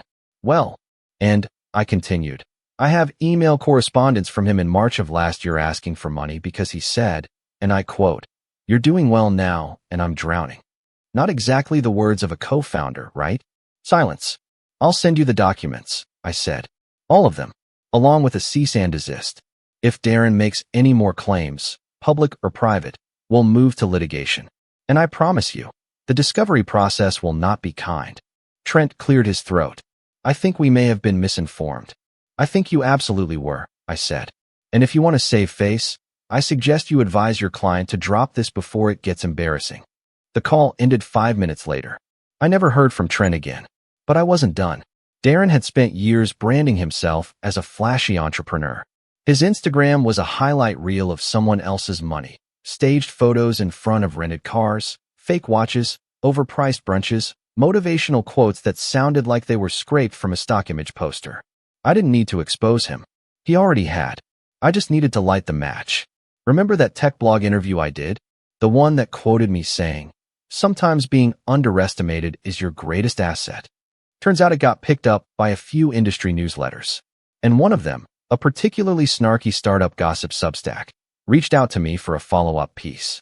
They weren't just interested in the product. They were interested in the story. You've been through quite a journey, the editor said. Ever think about telling the whole thing? Not in a petty way, just the truth. I hesitated. Then I said yes. The article that came out was titled, "How I Built a Startup While My Own Family Bet Against Me." It wasn't a hit piece. I was careful.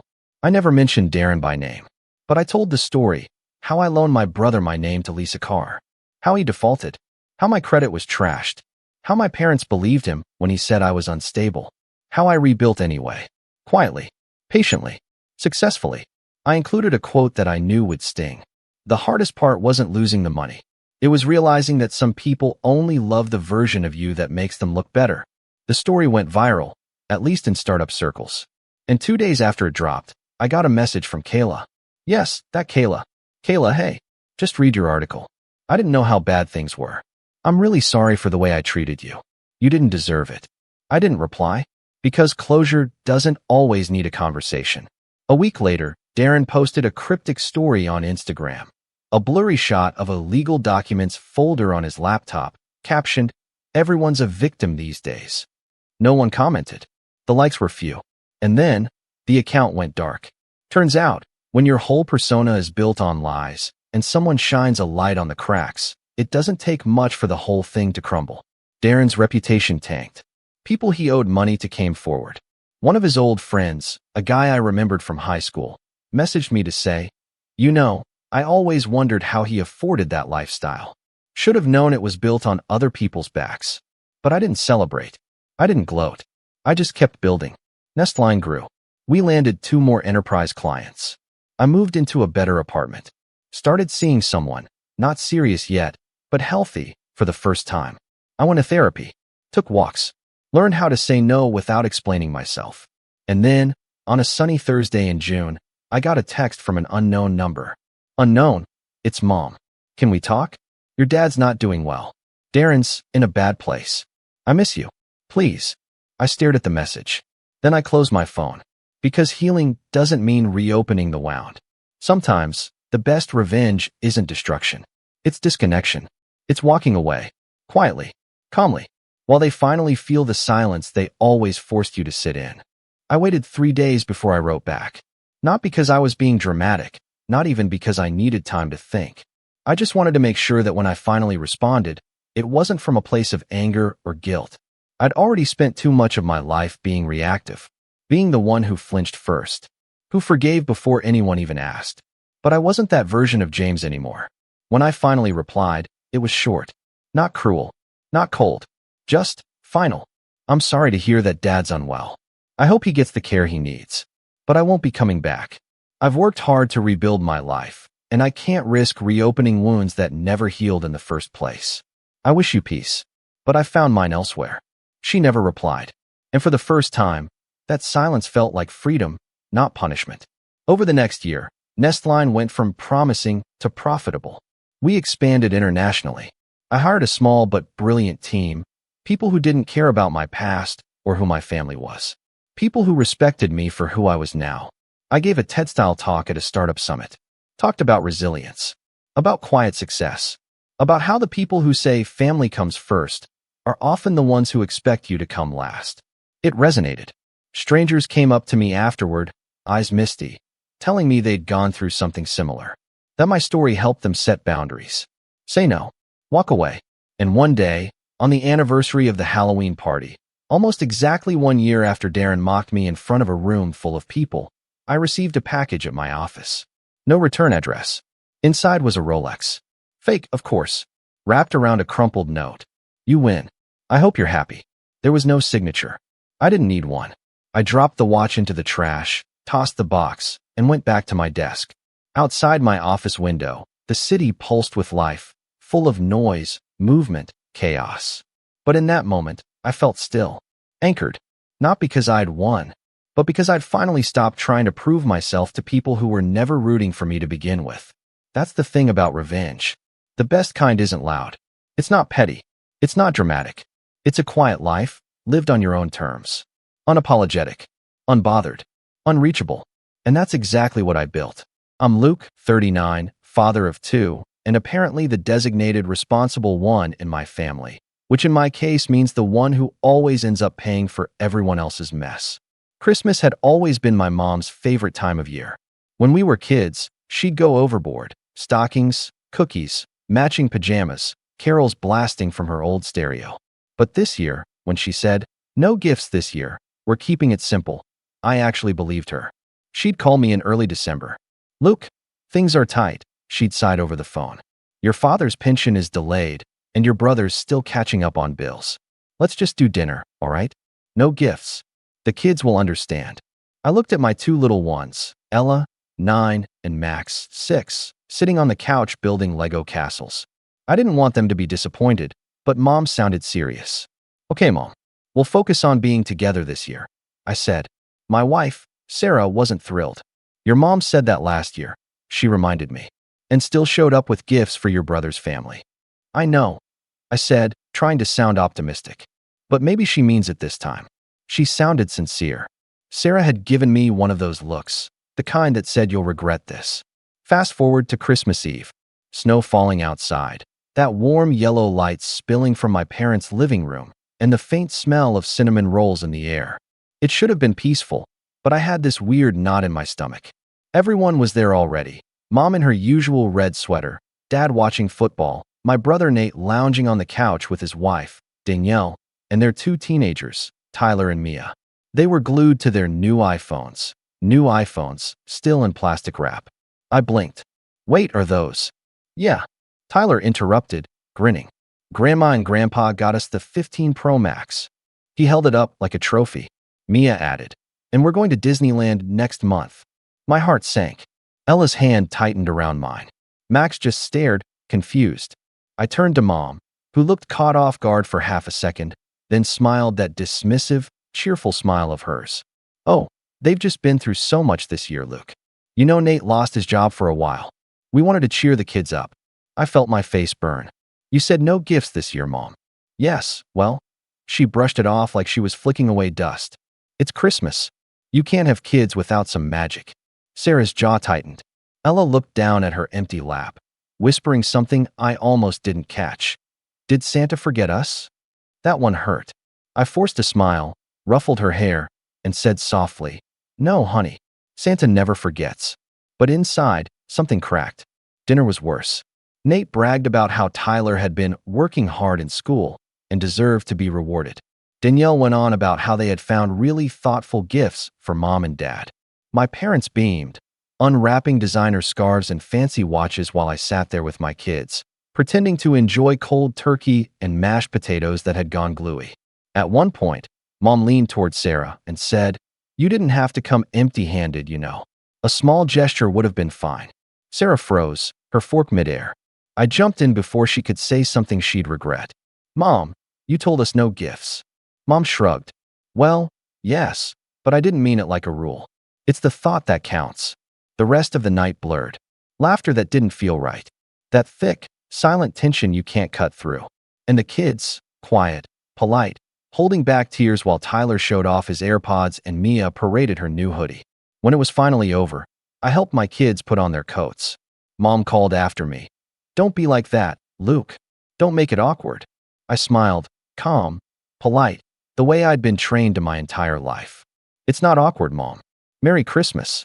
On the drive home, Ella fell asleep against the window, clutching the small paper ornament she'd made for Grandma that had gone unnoticed on the table. Sarah sat quietly beside me. I could feel her anger radiating off her. Luke, she finally said, your mom humiliated us. In front of the kids. I didn't answer. I just kept driving through the snow, headlights cutting through the dark. That night, while everyone slept, I sat in my office. My computer screen glowed pale blue. I pulled up my banking app and stared at the list of recurring payments. Spotify Family Plan, Netflix, Amazon Prime, Disney Plus, the shared phone plan, even the family Dropbox subscription. All of them were linked to my card. For years, Mom had asked me to cover small things because I made more money and was better with tech. It had become normal.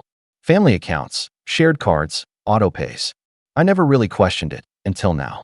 I hovered over the cancel button on the first subscription. My hand shook, not from anger, but from years of swallowing it. Years of pretending things were fine. Click. Spotify, canceled. Netflix, canceled. Prime, canceled. Phone plan, transferred authorization pending. By the time I was done, I'd cut off every shared expense tied to my name. It wasn't about money anymore. It was about respect. I shut my laptop, leaned back, and for the first time in years, I felt something close to peace. The next morning, my phone buzzed before dawn. Once, twice, then again. 58 missed calls by 9 a.m. Mom, Dad, Nate, even Danielle. Then came the pounding on my door. Sarah looked up from her coffee. Guess they noticed, she said dryly. I opened the door, and there they were, Mom, Dad, and Nate, all standing on my porch in their coats, faces red from the cold, and something else entirely. Mom's voice trembled, not from sadness, but outrage. Luke, what have you done? And that's when I realized this wasn't going to be a conversation. It was going to be a war. Mom's voice had that sharp edge she used whenever she felt out of control, like she couldn't believe someone would dare to go against her. She stood there, snow melting into her hair, eyes flashing. Behind her, Dad looked uncomfortable, shifting his weight, while Nate just crossed his arms, smirking slightly, like he'd been waiting for this moment. Can we come in? Mom asked, though it didn't sound like a request. I stepped aside, keeping my tone neutral. Sure, come in. Sarah caught my eye from the kitchen, silently mouthing, Don't lose your temper. She handed me my coffee mug as they filed into the living room. My parents sat down on the couch like it was their house, while Nate flopped into the recliner, scrolling his phone like he owned the place. Luke, Mom started, folding her hands in her lap. Your father and I woke up this morning to find every subscription canceled, every shared account blocked. Netflix, Prime, even Spotify. Do you realize how humiliating that is? I blinked. Humiliating? Yes, she snapped. We couldn't even listen to our morning playlist. Everything said payment method declined. I called Nate, and he said his phone plan wasn't working either. Then Danielle tried ordering groceries. Same thing. Dad cleared his throat, trying to sound reasonable. Son, maybe there's a misunderstanding. There's no misunderstanding, I said quietly. I canceled everything that's in my name. I've been paying for all of you for years. I didn't think you'd notice so fast. Nate laughed, low and smug. Oh, so this is about the gifts, huh? You're really that petty. I turned to him. Petty? You watched my kids sit there empty-handed while yours opened $1,000 presents. You didn't say a word. Not my fault you took Mom's words literally. Nate shot back. She meant no big gifts. Mom jumped in, raising her hand like a referee. Luke, you're being childish. It's Christmas. Your brother's family went through a rough year. We wanted to make them feel loved. I could feel my patience slipping. And what about my kids?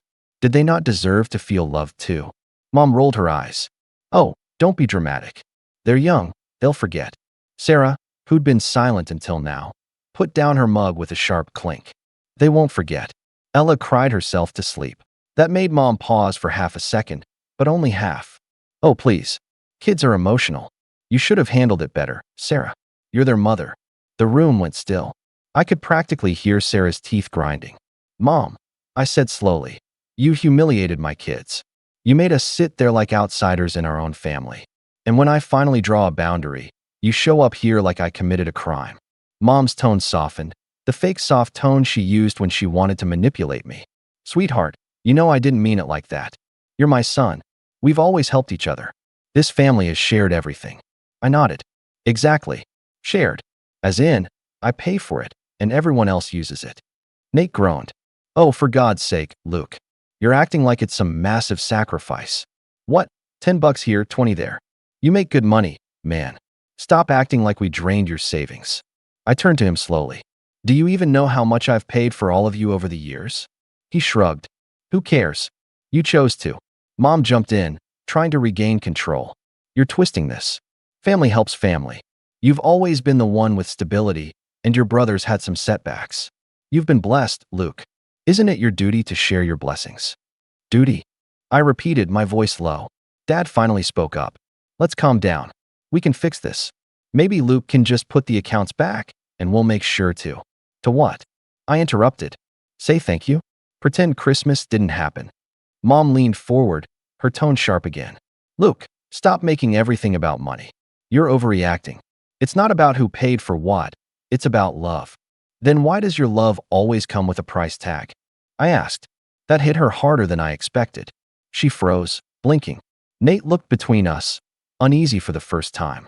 But then Mom's face hardened again, like she couldn't allow herself to lose ground. You've always had a tendency to misinterpret kindness as control, she said coldly. You've never been grateful, Luke. Not even as a child. There it was. The classic guilt trip. Sarah whispered under her breath. Here we go. Mom continued. We supported you through college. We helped you buy your first car. And now you're turning on us because of a few gifts? I can't believe how ungrateful you've become. I leaned back, forcing myself to stay calm. You didn't pay for my college, Mom. Grandpa did. And that car? I paid half the down payment from my summer job. You just like rewriting history when it makes you look generous. For a moment, silence filled the room. Mom looked like she'd swallowed something bitter. Then she smiled, that tight, polite, weaponized smile. You know, maybe you should take a break from us for a while. You clearly have resentment. Maybe I do, I said. But resentment doesn't grow out of nowhere. Nate stood up suddenly, shaking his head. This is insane. You canceled everything over some presents. You need to grow up, man. You're poisoning the family with this attitude. Poisoning the family? I repeated. I've been holding this family together. You've been acting like a martyr, he shot back. Nobody asked you to pay for everything. You did that to feel superior. That one stung more than I expected. Not because it was true, but because that's exactly what he believed. That my effort, my help, my financial support were all self-serving. Sarah spoke up before I could. He did it because your mother guilted him into it every single time. Luke, you're the responsible one. Luke, your brother's struggling. Luke, just this one time. It was never one time. Mom stood abruptly, eyes flashing. Enough, Sarah. This is between me and my son. Sarah didn't flinch. No, it's between you and his boundaries. And you can't stand that he's finally setting them. Dad sighed heavily. Everyone calmed down. This isn't helping. But Mom ignored him. Boundaries? She repeated mockingly. You want boundaries, Luke? Fine. Don't expect us to include you in anything going forward. Family dinners, holidays, birthdays. You want to separate yourself? You're on your own. Nate smirked. Guess you'll miss out on Disneyland too. That did it. Sarah stood up, her voice calm but sharp as glass. We'll survive without Disneyland. But maybe this family needs to learn what it's like without Luke's credit card. Mom gasped like Sarah had just cursed at her. Excuse me. I got to my feet too, slowly measured. You know what, Mom? Maybe that's exactly what we all need. A little distance. Mom's face softened again, the switch flipping instantly. Luke, honey, don't do this. Family's all we have. You're just upset right now. Let's sit down and talk. But I was already walking toward the door, holding it open. You've done enough talking for one day. She hesitated, eyes darting to Dad for backup, but he just looked tired. Nate stormed out first, muttering something about me ruining Christmas. Mom lingered by the door, her voice trembling again, this time with guilt instead of anger. You'll regret this, Luke. You're breaking the family apart. I met her gaze. No, I'm just done being the glue that holds together people who keep tearing me down. She left without another word. When the door finally shut, Sarah exhaled like she'd been holding her breath for an hour. Well, she said, that was something. I leaned against the door, trying to process everything. My hands were shaking. It wasn't just anger, it was sadness. Grief, even. Because deep down, I knew this fight wasn't really about subscriptions or gifts. It was about years of being the backup plan, the safety net, the reliable son who always made it right. But that morning was different. For the first time, they'd realized I could say no. And that realization terrified them. The next few days were quiet, almost too quiet. No calls, no messages, not even a happy new year. It was like we'd been erased. Then, one morning, Sarah came into my office, holding her phone. You might want to see this, she said. It was a Facebook post. Mom's Facebook, of course. A picture of Nate and his family sitting around a Christmas tree, smiling, holding up their iPhones. The caption read, "Some people forget the true meaning of family, but will always have each other." The comments were filled with sympathy. You're such a strong mother. Ignore the ungrateful ones. Family means sticking together. I didn't comment. I didn't even message her. I just stared at the screen for a long time. And that's when I realized this wasn't over. Not even close. The Facebook post stung more than I expected. Not because of the picture itself. I'd seen my mom's performative, perfect family posts before, but because she was using me as the villain again. It was subtle, coded in those sugary, guilt-drenched words she'd mastered over the years. Some people forget the true meaning of family. The some people was always me. For a week, I said nothing. I kept my head down, worked, spent extra time with Ella and Max, and tried to shake off that heavy, bruised feeling that always came after dealing with my family. Sarah and I started planning a small New Year's Eve dinner. Just us, the kids, and a couple of close friends. No drama, no expectations, just peace. But peace never lasts long in my family. It started with a phone call from my Aunt Linda, Mom's sister. She has always been the type to just check in, while secretly enjoying the gossip she's stirring. Luke, honey, she said sweetly. I don't want to get in the middle of anything. But did you really block your parents from their phone plan? Your mom's been so upset. I sighed. Aunt Linda, I didn't block anyone. I canceled the plan that was under my name. They're free to start their own. Well, she said you left them stranded. They couldn't even call the doctor last week. That's not true. They could have called from Dad's phone. It's on their own account now. She went quiet for a second. Then came the real reason for her call. You know, it's just such a shame. Your mother's been saying how much she misses the kids. She told me you're keeping them away from her. That one hit hard. I'm not keeping anyone away. She humiliated them on Christmas. Maybe she should apologize first. Aunt Linda clucked her tongue. Oh, Luke, you've always been so sensitive. She meant well. Don't punish her for being generous with Nate's children. Generous. I said, my voice low. That's one word for it. By the time I hung up, I could already feel the wave forming. That ripple effect Mom always caused when she played the victim.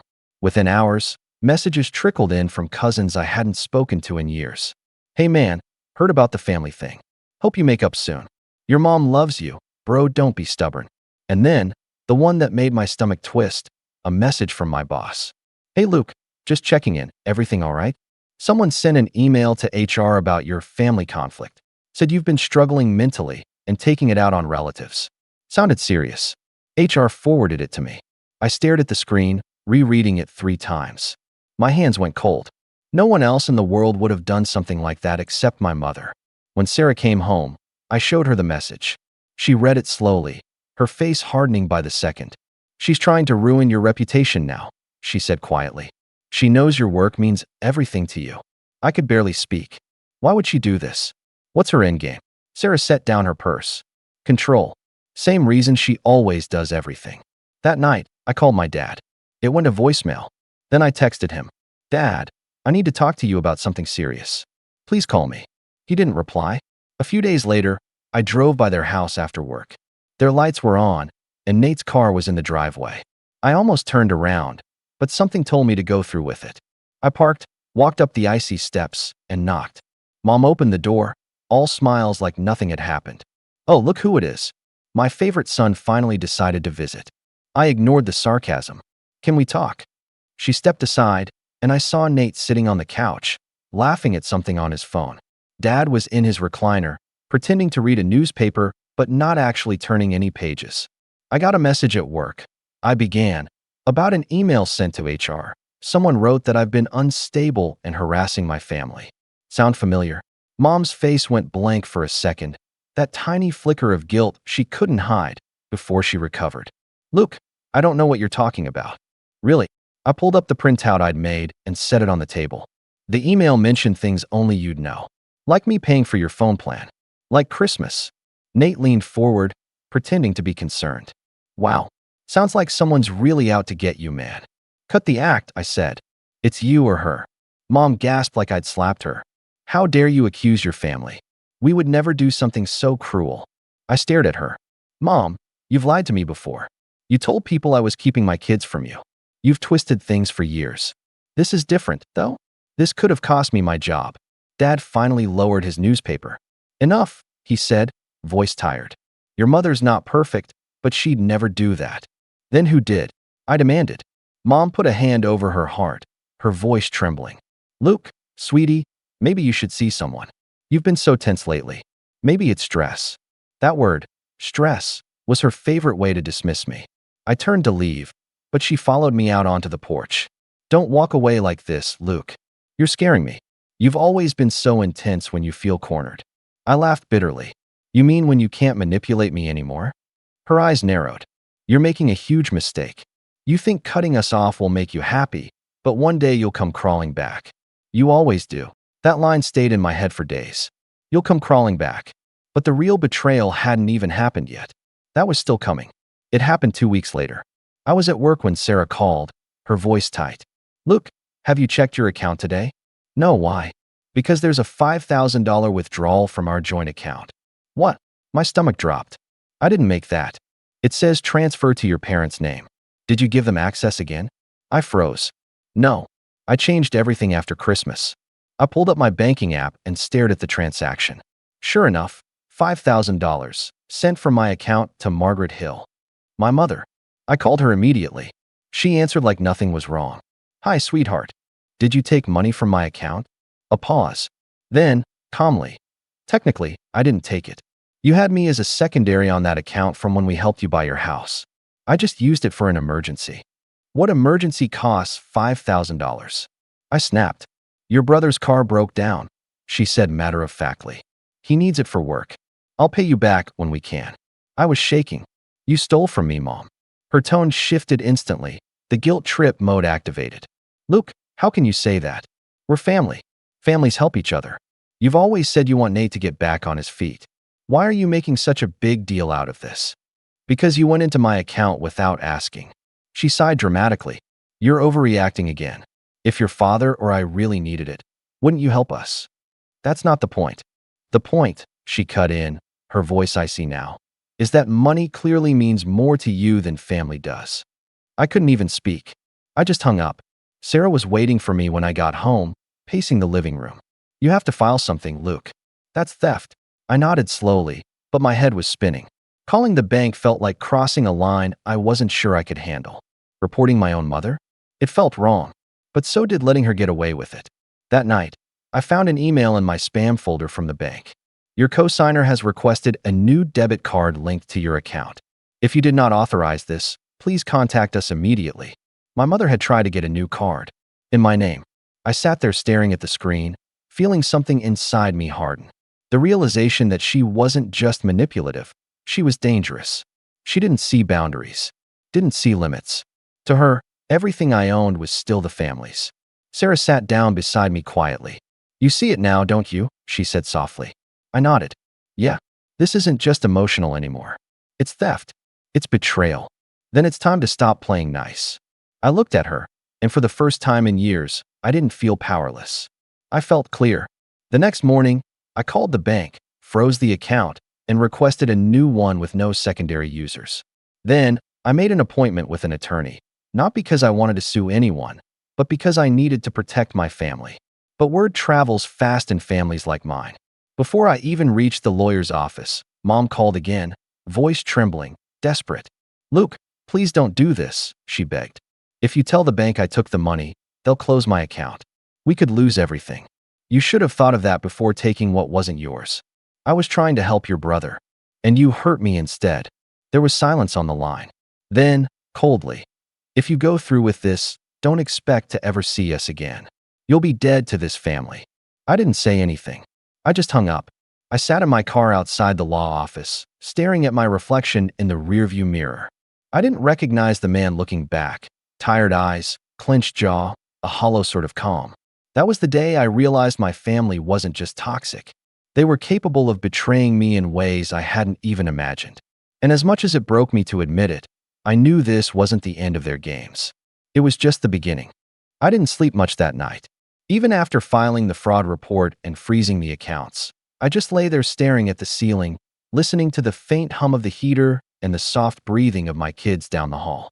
It was one of those long, gray nights where your mind won't shut off, where you replay every word, every scene, wondering how it all got this bad. I'd always known my mother could be manipulative, but this was the first time I'd truly felt unsafe because of her. Not physically, but emotionally, financially, spiritually even.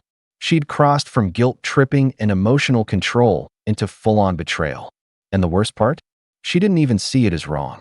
For the next few days, I went through the motions, work, school drop-offs, dinners, but everything fell off. Sarah noticed. She always noticed. She tried to keep things light around the kids, but at night, she'd find me sitting in my office, just staring at my computer screen, the cursor blinking over an empty email draft addressed to my mom. What are you writing? She asked softly one night. I don't know, I said. An explanation, maybe. Or a goodbye. I can't tell anymore. She sighed, resting a hand on my shoulder. You don't owe her explanations, Luke. I know, I whispered. But it feels like I'm cutting off part of my own body. Like, she raised me to believe that family is everything. That walking away means failure. Sarah kneeled beside my chair, looking up at me. You're not walking away from family. You're walking away from abuse. That word hung in the air, abuse. It felt too heavy, too final. But deep down, I knew she was right. Still, even knowing what I knew, part of me kept hoping Mom would just apologize. Admit what she did. Try to fix it. That tiny piece of hope was the only thing stopping me from moving on completely. That hope died 2 weeks later. It started with a letter. Not an email, not a text. An actual envelope in my mailbox, addressed in my mother's handwriting. I almost didn't open it, but curiosity got the better of me. Inside was a handwritten note and a folded piece of paper that looked like a printout from a lawyer's office.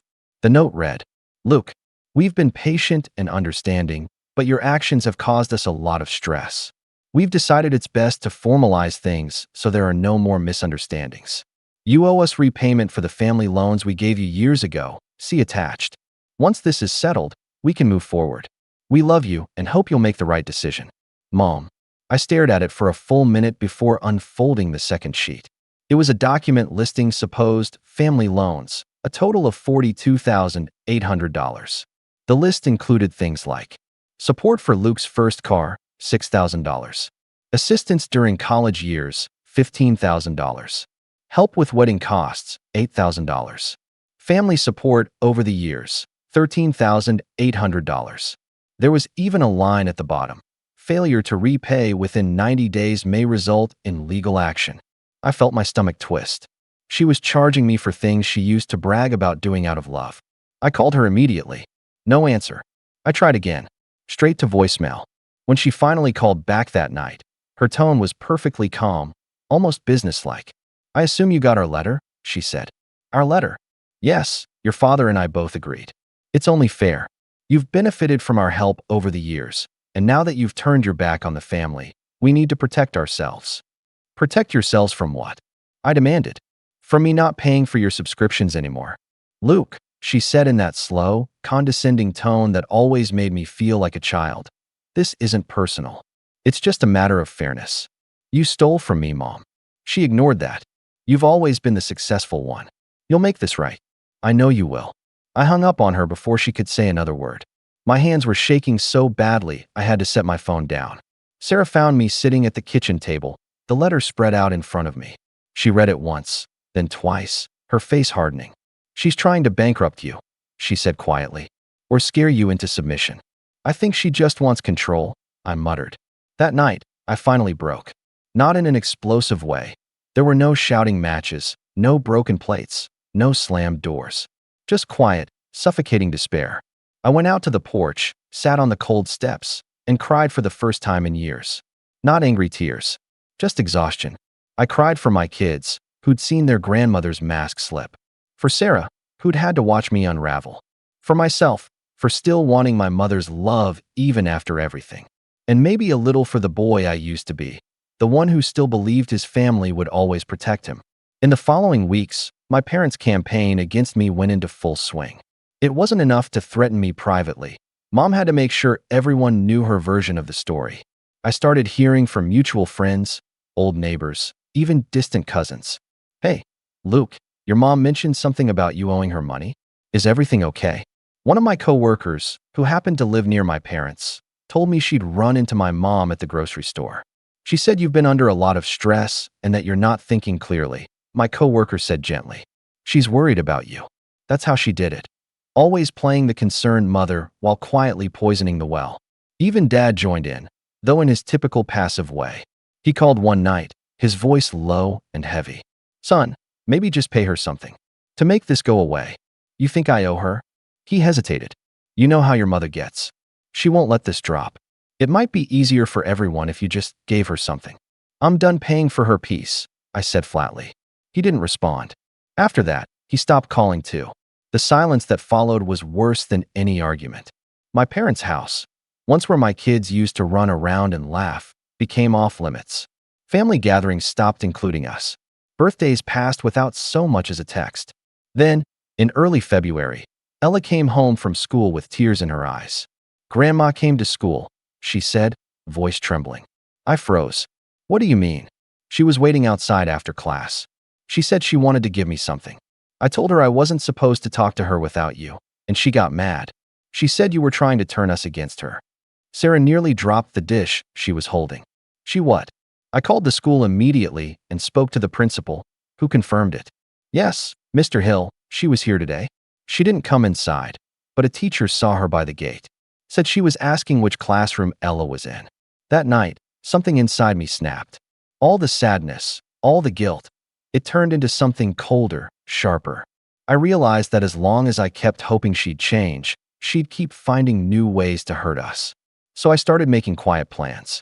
I met with my lawyer again. We drafted a formal response to her debt notice, rejecting every claim and threatening legal action if she continued harassing us. We also added a restraining clause.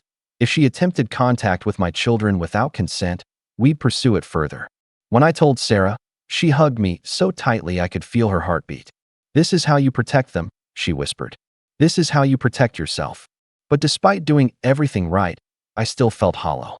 Like I'd cut away something I couldn't get back. The nights got longer. The messages from family stopped completely. And for the first time in my life, I felt utterly alone, not just physically, but emotionally. It was strange. I'd built a career, a home, a life for my kids. But without my family's approval, it all felt incomplete. Like I was living a version of success no one believed in. One night, I found myself scrolling through old photos on my phone, birthdays, barbecues, holidays. There was one of Mom holding Ella as a baby, smiling so warmly it almost didn't seem real. I couldn't reconcile that woman with the person who'd tried to ruin me. I didn't notice Sarah standing in the doorway until she spoke. "You're grieving her," she said softly. I nodded. "Yeah, I think I am. She's still alive, but she's gone, Luke. You have to let her go." I didn't answer. I just stared at the photo a little longer, then deleted it. From that night on, I stopped waiting for an apology. I stopped expecting a reconciliation. Instead, I focused on rebuilding, slowly, quietly.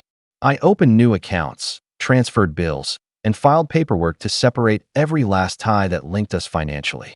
I started seeing a therapist, too, something I'd resisted for years. And little by little, the fog started to lift. I still had moments of weakness, like when I drove past their house and saw Dad out front shoveling snow, or when I overheard Ella asking if Grandma still loved her. But I didn't call. I didn't text. Because I finally understood something I should have realized a long time ago. Sometimes, walking away isn't cruel. It's the only way to survive. Still, there was one last thing I hadn't faced yet. One thing that would change everything again. A letter arrived in early March. This one wasn't from my parents. It was from their lawyer. And inside was a single sentence that made my blood run cold. "Your parents have filed a claim for partial custody visitation rights of your children." My hands went numb. Sarah gasped when she saw it. They were trying to take my kids. That was the moment I hit true rock bottom, when I realized they weren't just trying to hurt me anymore. They wanted to own everything I loved. I didn't know it was possible to feel rage and fear at the same time. The kind of cold, shaking disbelief that comes when you realize someone you loved is capable of something unforgivable. The day that letter came, I sat at the kitchen table for almost an hour, just staring at it. The words blurred together, partial custody visitation rights, like a nightmare that didn't make sense. They weren't even subtle about it. They were using the legal system to force their way back into my kids' lives, after months of chaos and betrayal. Sarah stood behind me, her hands trembling as she read it over my shoulder. "They've lost it," she whispered. "This is insane." "It's worse than insane," I said quietly. "It's strategic." I knew exactly what Mom was doing. She'd realized she couldn't guilt me, manipulate me, or financially control me anymore. So she was attacking the one thing she knew I'd never risk losing: my children. I spent the next 2 weeks meeting with attorneys, gathering documents, and reliving every miserable detail from the past 6 months. My lawyer, a calm, gray-haired woman named Denise, listened carefully as I explained everything: the financial theft, the harassment, the school incident, even the loan letter. When I finished, she folded her hands and said, "You're dealing with a classic pattern of control. Narcissistic family dynamics often escalate like this when the scapegoat finally breaks away." "Scapegoat," I repeated, almost laughing. "That's exactly what I've been my whole life." "Well," she said with a half smile, "it sounds like it's time to stop playing that role." We built the case piece by piece, printed emails, phone records, even the school's written report about the day my mom showed up uninvited. Every document felt like a brick in the wall I was finally building between us. It was exhausting, but there was something liberating about it too. For once, I wasn't reacting, I was acting. I wasn't just surviving her chaos. I was taking control of my life. While the case was being processed, I started focusing on things I'd neglected for years: myself, my career, my home. I poured my energy into work. I'd always been reliable, but now I was driven. Maybe it was the anger, or maybe it was the need to prove that my mother's version of me, unstable, ungrateful, weak, was a lie. Whatever it was, it worked. I started getting noticed. In March, my boss called me into his office. "Luke," he said, smiling, "you've been doing exceptional work these past few months. We're expanding the regional division, and I'd like you to head it." I was stunned. "Are you serious?" He nodded. "You've earned it. You've been solid under pressure, even with everything going on." I knew what he meant. Word about my family drama had gotten around, thanks to Mom's email to HR. But instead of sinking me, it somehow made my quiet professionalism stand out even more. That night, I told Sarah, and she hugged me so tightly I could barely breathe. "See," she whispered, "good things happen when you stop giving bad people your energy." And she was right. We started to rebuild, not just financially, but emotionally. The kids were happier, too. I noticed it in small ways.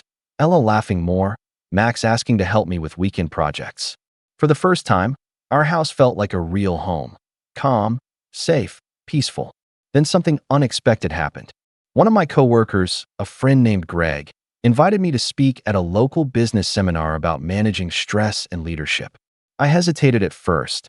Public speaking wasn't my thing, but Sarah convinced me to do it. So I told my story. Not the whole messy family part, but the lessons I'd learned about boundaries, burnout, and rebuilding your confidence when life hits hard. To my surprise, people listened. Really listened. Afterward, a woman came up to me with tears in her eyes and said, "You have no idea how much I needed to hear that." My mom's the same way. I drove home that night feeling lighter.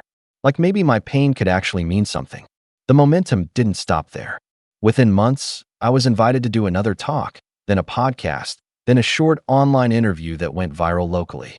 Nothing huge, but enough to make me realize that my story, or at least the lessons behind it, had value. Sarah joked that I should start a blog. "Call it Breaking Free from Family Drama," she laughed. I actually did. It started small, just a few posts about boundary setting, financial independence, and emotional manipulation. I wrote under a pseudonym at first, but within weeks, emails started coming in from people who recognized themselves in my words. Some of them were heartbreaking: sons, daughters, even parents themselves, all stuck in toxic family cycles they couldn't escape. Writing became therapy. For the first time, I wasn't hiding. I wasn't walking on eggshells. I was owning my story. Meanwhile, Mom's legal stunt backfired spectacularly. Denise filed a formal counterclaim, backed by every documented incident of harassment, fraud, and emotional manipulation. We even included the school report about her showing up uninvited. When the family court mediator reviewed the evidence, she didn't just deny their visitation request, she issued a warning. Any further interference with my kids would result in a restraining order. The day I got that notice, I sat in my car and just breathed. It wasn't triumph I felt, not exactly. More like release. They couldn't touch us anymore. Sarah cried when I showed her. Ella didn't fully understand, but she smiled when I told her grandma wouldn't be bothering her at school again. For the first time in a long time, our home was quiet. No constant buzzing phone. No anxious glances at every message. Just peace. But peace has a strange quality after years of chaos. It feels fragile, like it could shatter at any second. So I decided to build something stronger.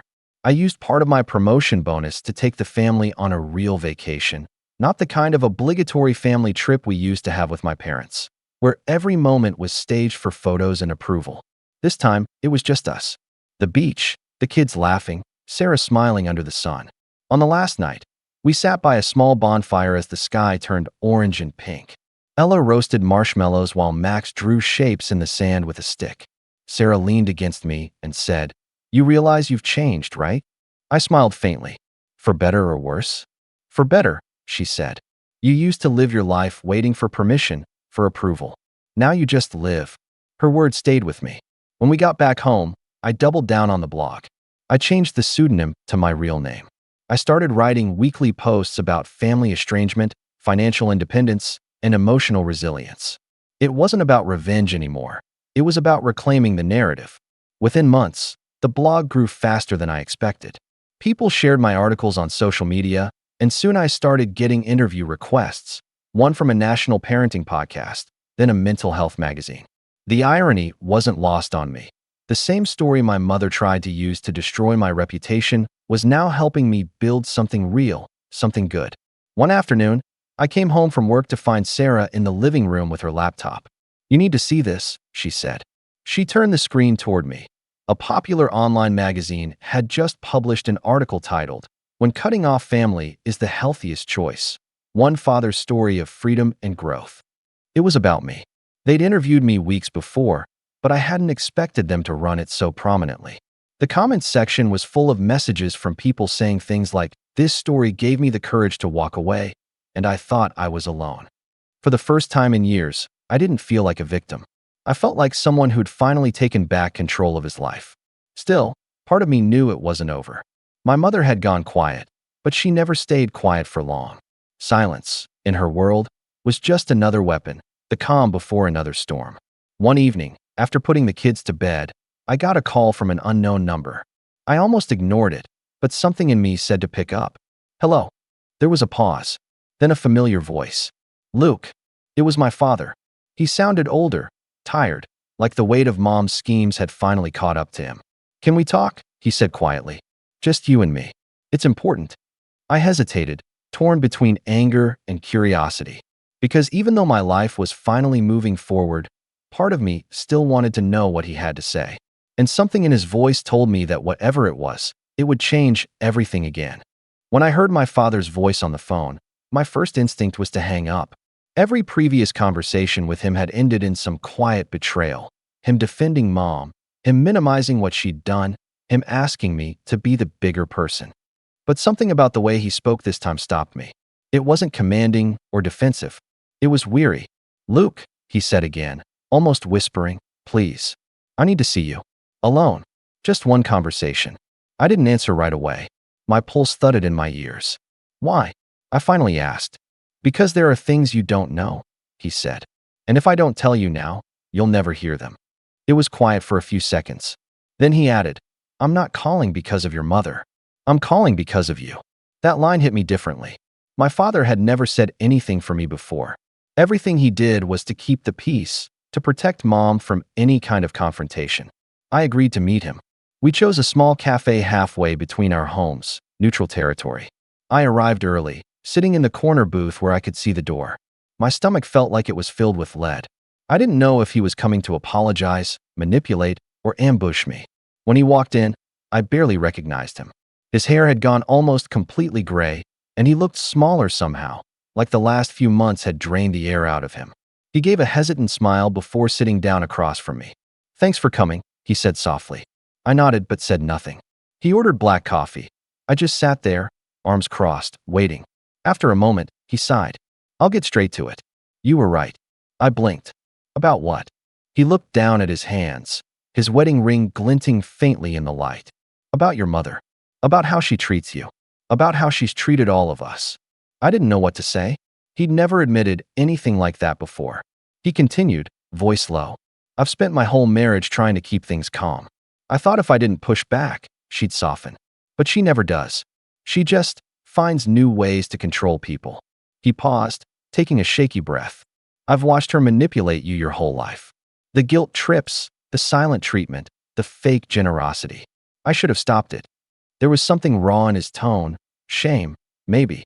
For the first time in years, he looked like a man who realized how much damage silence can cause. I stared at him. Why are you telling me this now? He rubbed his temples. Because I think she's planning something worse. I can't stop her anymore, but maybe you can. My stomach tightened. What do you mean? He glanced around like he was afraid someone might be listening. She's talking to a lawyer again. Not the custody one. A new one. She's been telling people she's going to set things right financially. That you owe her everything you've built. She keeps saying your success belongs to the family. I sat there frozen, my fingers tightening around the coffee cup. So she's trying to come after me again? Legally. He nodded. I think so. She's been gathering papers, bank statements, old documents. Some of them. I think she's altered. I found her in the study late at night going through old files, scanning things into her computer. I ran a hand through my hair. Unbelievable. She doesn't see it as wrong, he said quietly. She sees it as her right. You've always been her golden investment, until you stopped obeying. He looked up, his eyes glistening. Luke, I'm telling you this because I'm done helping her. I'm done pretending she's reasonable. You have to protect yourself completely. Not just financially, legally. I leaned back, trying to process it all. What's her endgame, Dad? What does she even want now? He hesitated. Control. Always control. She can't stand that she doesn't know what you're doing, that you've built a life without her fingerprints on it. She told me last week, if Luke wants to cut me out, he'll see how that feels when I control his name.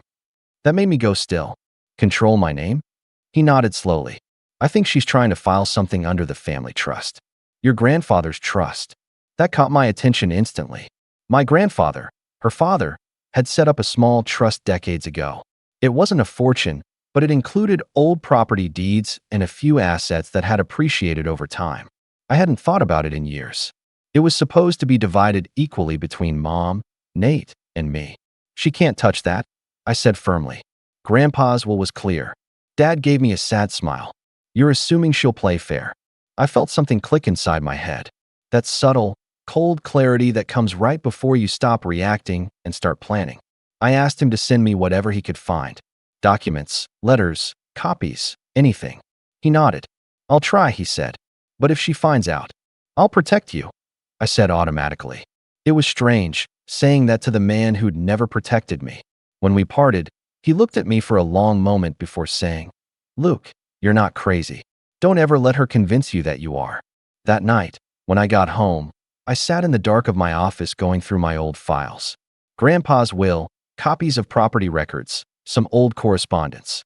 And then I found it. A letter Grandpa had written me years ago, one I'd forgotten about completely. It wasn't long, just a short handwritten note tucked inside an old envelope. Luke, you're the only one I trust to keep the family legacy alive. Not because of money, but because you understand its value. If anyone tries to twist what I leave behind, you'll know what to do.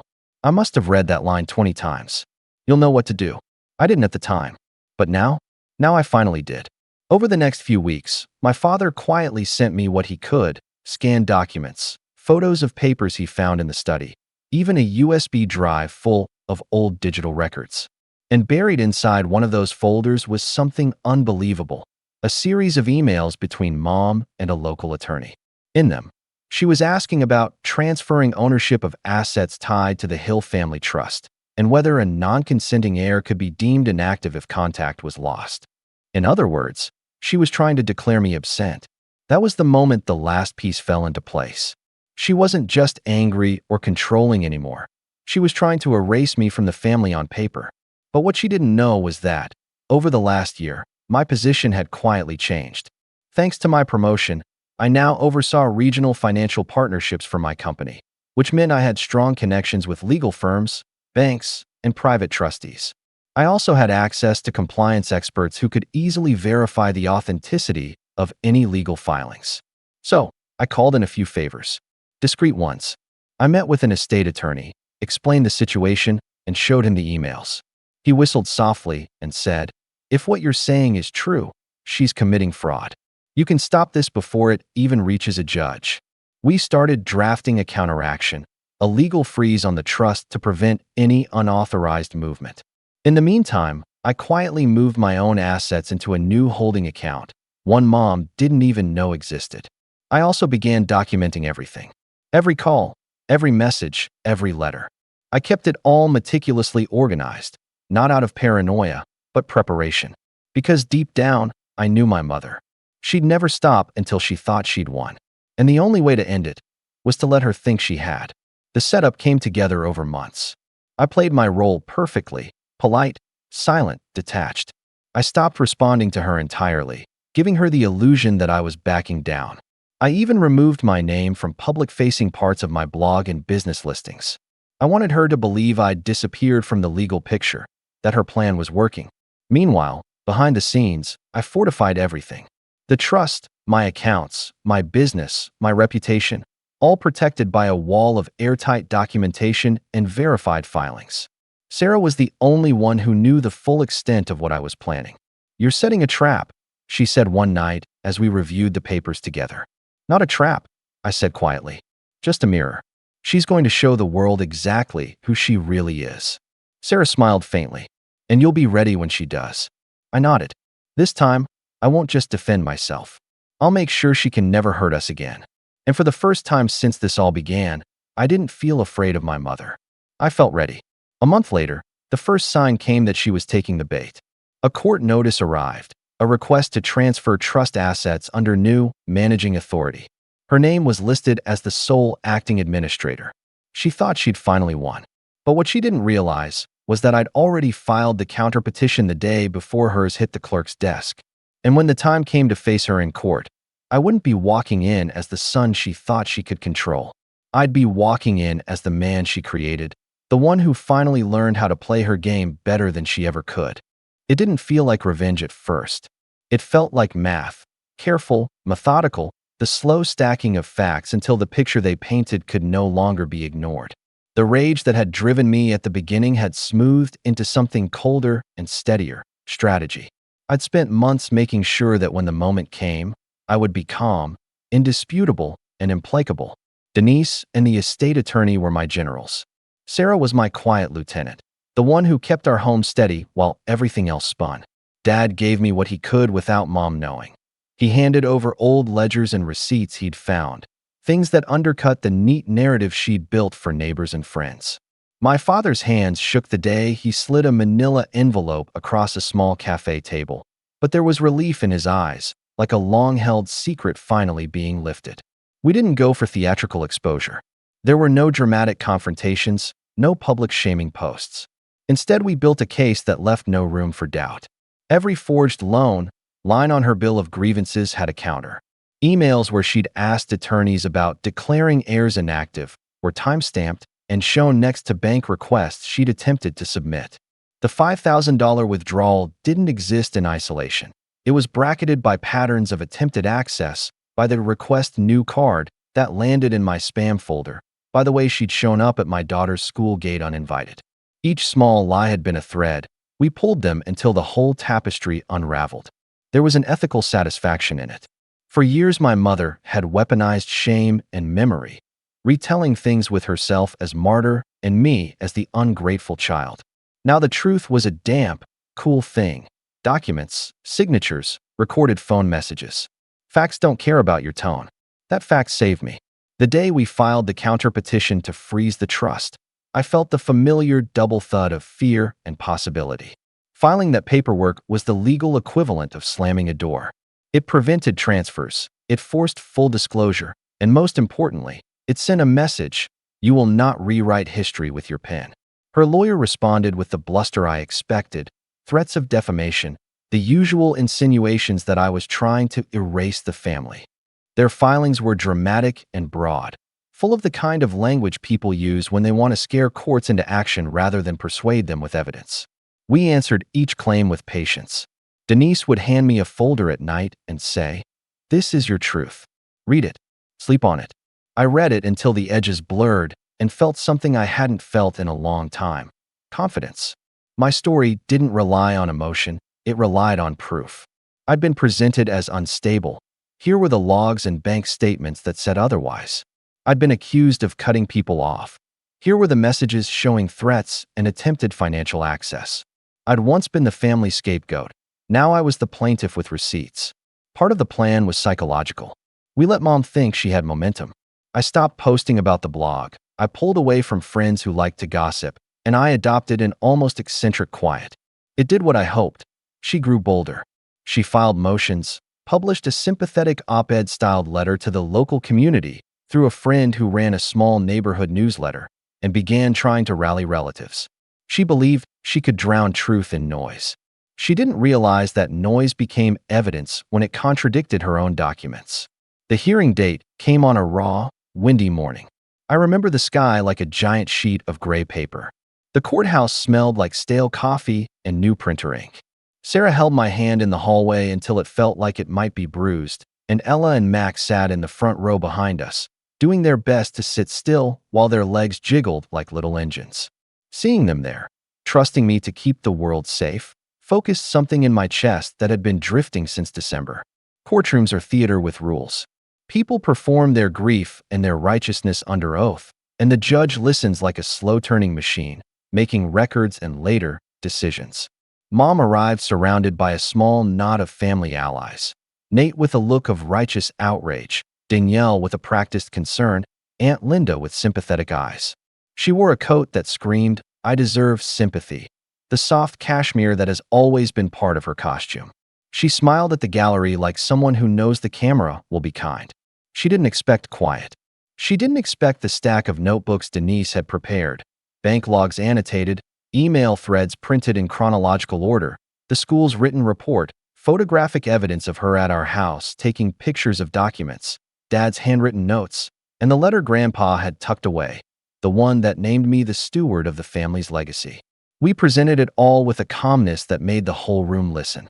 One of the most satisfying moments was watching the way the judge's expression tightened as he read an email where Mom asked about declaring an heir inactive. The phrase looked absurd on paper, a bizarre concept from someone who'd always insisted family ties trump paperwork. But there it was, in black and white. Denise let it hang there for a few seconds like a punctuation mark, then moved on. We didn't rely on emotional monologues. I kept my statements short, precise. When I testified, it felt less like telling a story and more like delivering coordinates, dates, times, actions. I refused to let my voice crack when I said that Ella had cried on Christmas, that Max had asked if Santa forgot us, that I had found out about the $5,000 withdrawal by checking my bank app at 7 a.m., that a lawyer had told me a forged claim could ruin a career. Each small, steady detail built the skeleton of what had happened. But the part that felt like real leverage was the father's testimony. My dad walked in with a slight stoop, but when he spoke under oath, he did so with a clarity that made the entire courtroom catch its breath. He recounted the late-night sessions in the study, the way my mother had started scanning documents, how she'd argued that the family deserved recompense for years of what she called sacrifice. He didn't sound like a man making accusations. He sounded like a man who had finally decided not to be a passenger in his own life. Nate's face went through colors. He looked furious when Dad testified, like someone watching a house of cards disappear. Allison from HR, the woman Mom had emailed, testified about the odd forwarded message that had landed on my boss's desk. She confirmed it had been anonymous and that its claims were unsubstantiated. The web Mom had spun to try to pull me into disrepute unraveled because people who were not on her payroll testified to what they had seen and what they hadn't. Then came the tactical blow that felt almost cruel in its elegance. Denise had quietly obtained confirmation from the bank that Mom had indeed attempted to request a new debit card linked to my account and that the $5,000 withdrawal had been made to a dealer who sold a used truck to Nate. That money trail tied the emergency to my brother's vehicle. Nate protested, but the receipts painted a pattern. He had been a participant, not an innocent bystander. Watching Nate's face as one piece of paper after another connected him to transactions was oddly satisfying. Not because I wanted to humiliate him, but because I wanted the truth exposed. For years he'd enjoyed the benefits and the applause. Now he had to face the ledger. He sputtered through his testimony, shifting blame to Mom, insisting he'd never asked for money. The receipt said otherwise. The judge's pen scratched quietly. Mom took the stand last. She was practiced under oath, gracious, wounded, fierce. She told a narrative of devotion and sacrifice, of how she'd given everything for her children and now felt betrayed by the one who had been the favorite. Her voice had the practiced cadence of someone used to being believed. But between the lines, she made the fatal mistake I'd baited her into. She implied that financial support was a form of ownership. Ownership, in a courtroom, smells a lot like fraud. Denise pounced politely. She asked about specific dates, about why certain documents appeared scanned in the middle of the night, why a bank request appeared in my account's record just after our confrontation. Mom's answers started to contradict themselves. Her narrative fractured into defensive fragments. Somewhere in that testimony, the mask slipped. It wasn't the court's gavel that did it. It was the tilt of her chin, the way she suddenly looked small and human, exhausted by her own web. Then came the moment that made the room tilt. Denise produced a ledger Dad had found, a real, handwritten ledger that showed her recording family loans and then, in a different hand, later entries where she'd altered numbers. The ledger's ink had faded in places, but forensic analysis, quietly arranged before the hearing, made it clear entries had been added after the fact. The judge held the book like a relic, his mouth thinning. Mom's face went white.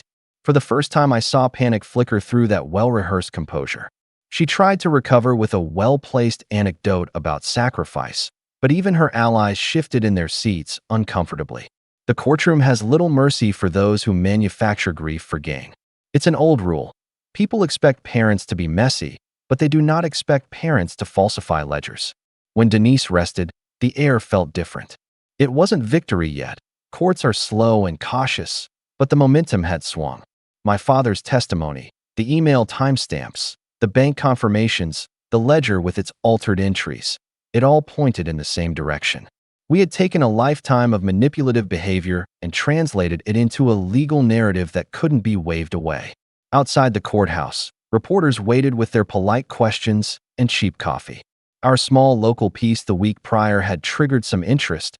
A community magazine had run an op-ed about protecting families from financial predators, citing our case tangentially. We declined every camera. This wasn't about page views, it was about safety. That evening, as we drove home, Sarah reached over and squeezed my hand. "You did it," she said quietly, not triumphant so much as relieved. Ella and Max were asleep in the back, their breaths soft and even. "I didn't do it alone," I said. "Dad did the hardest part."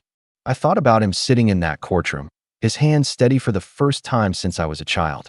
I thought about how loyalty can show up late, but still be real. Back at home, my inbox held a polite legal notice.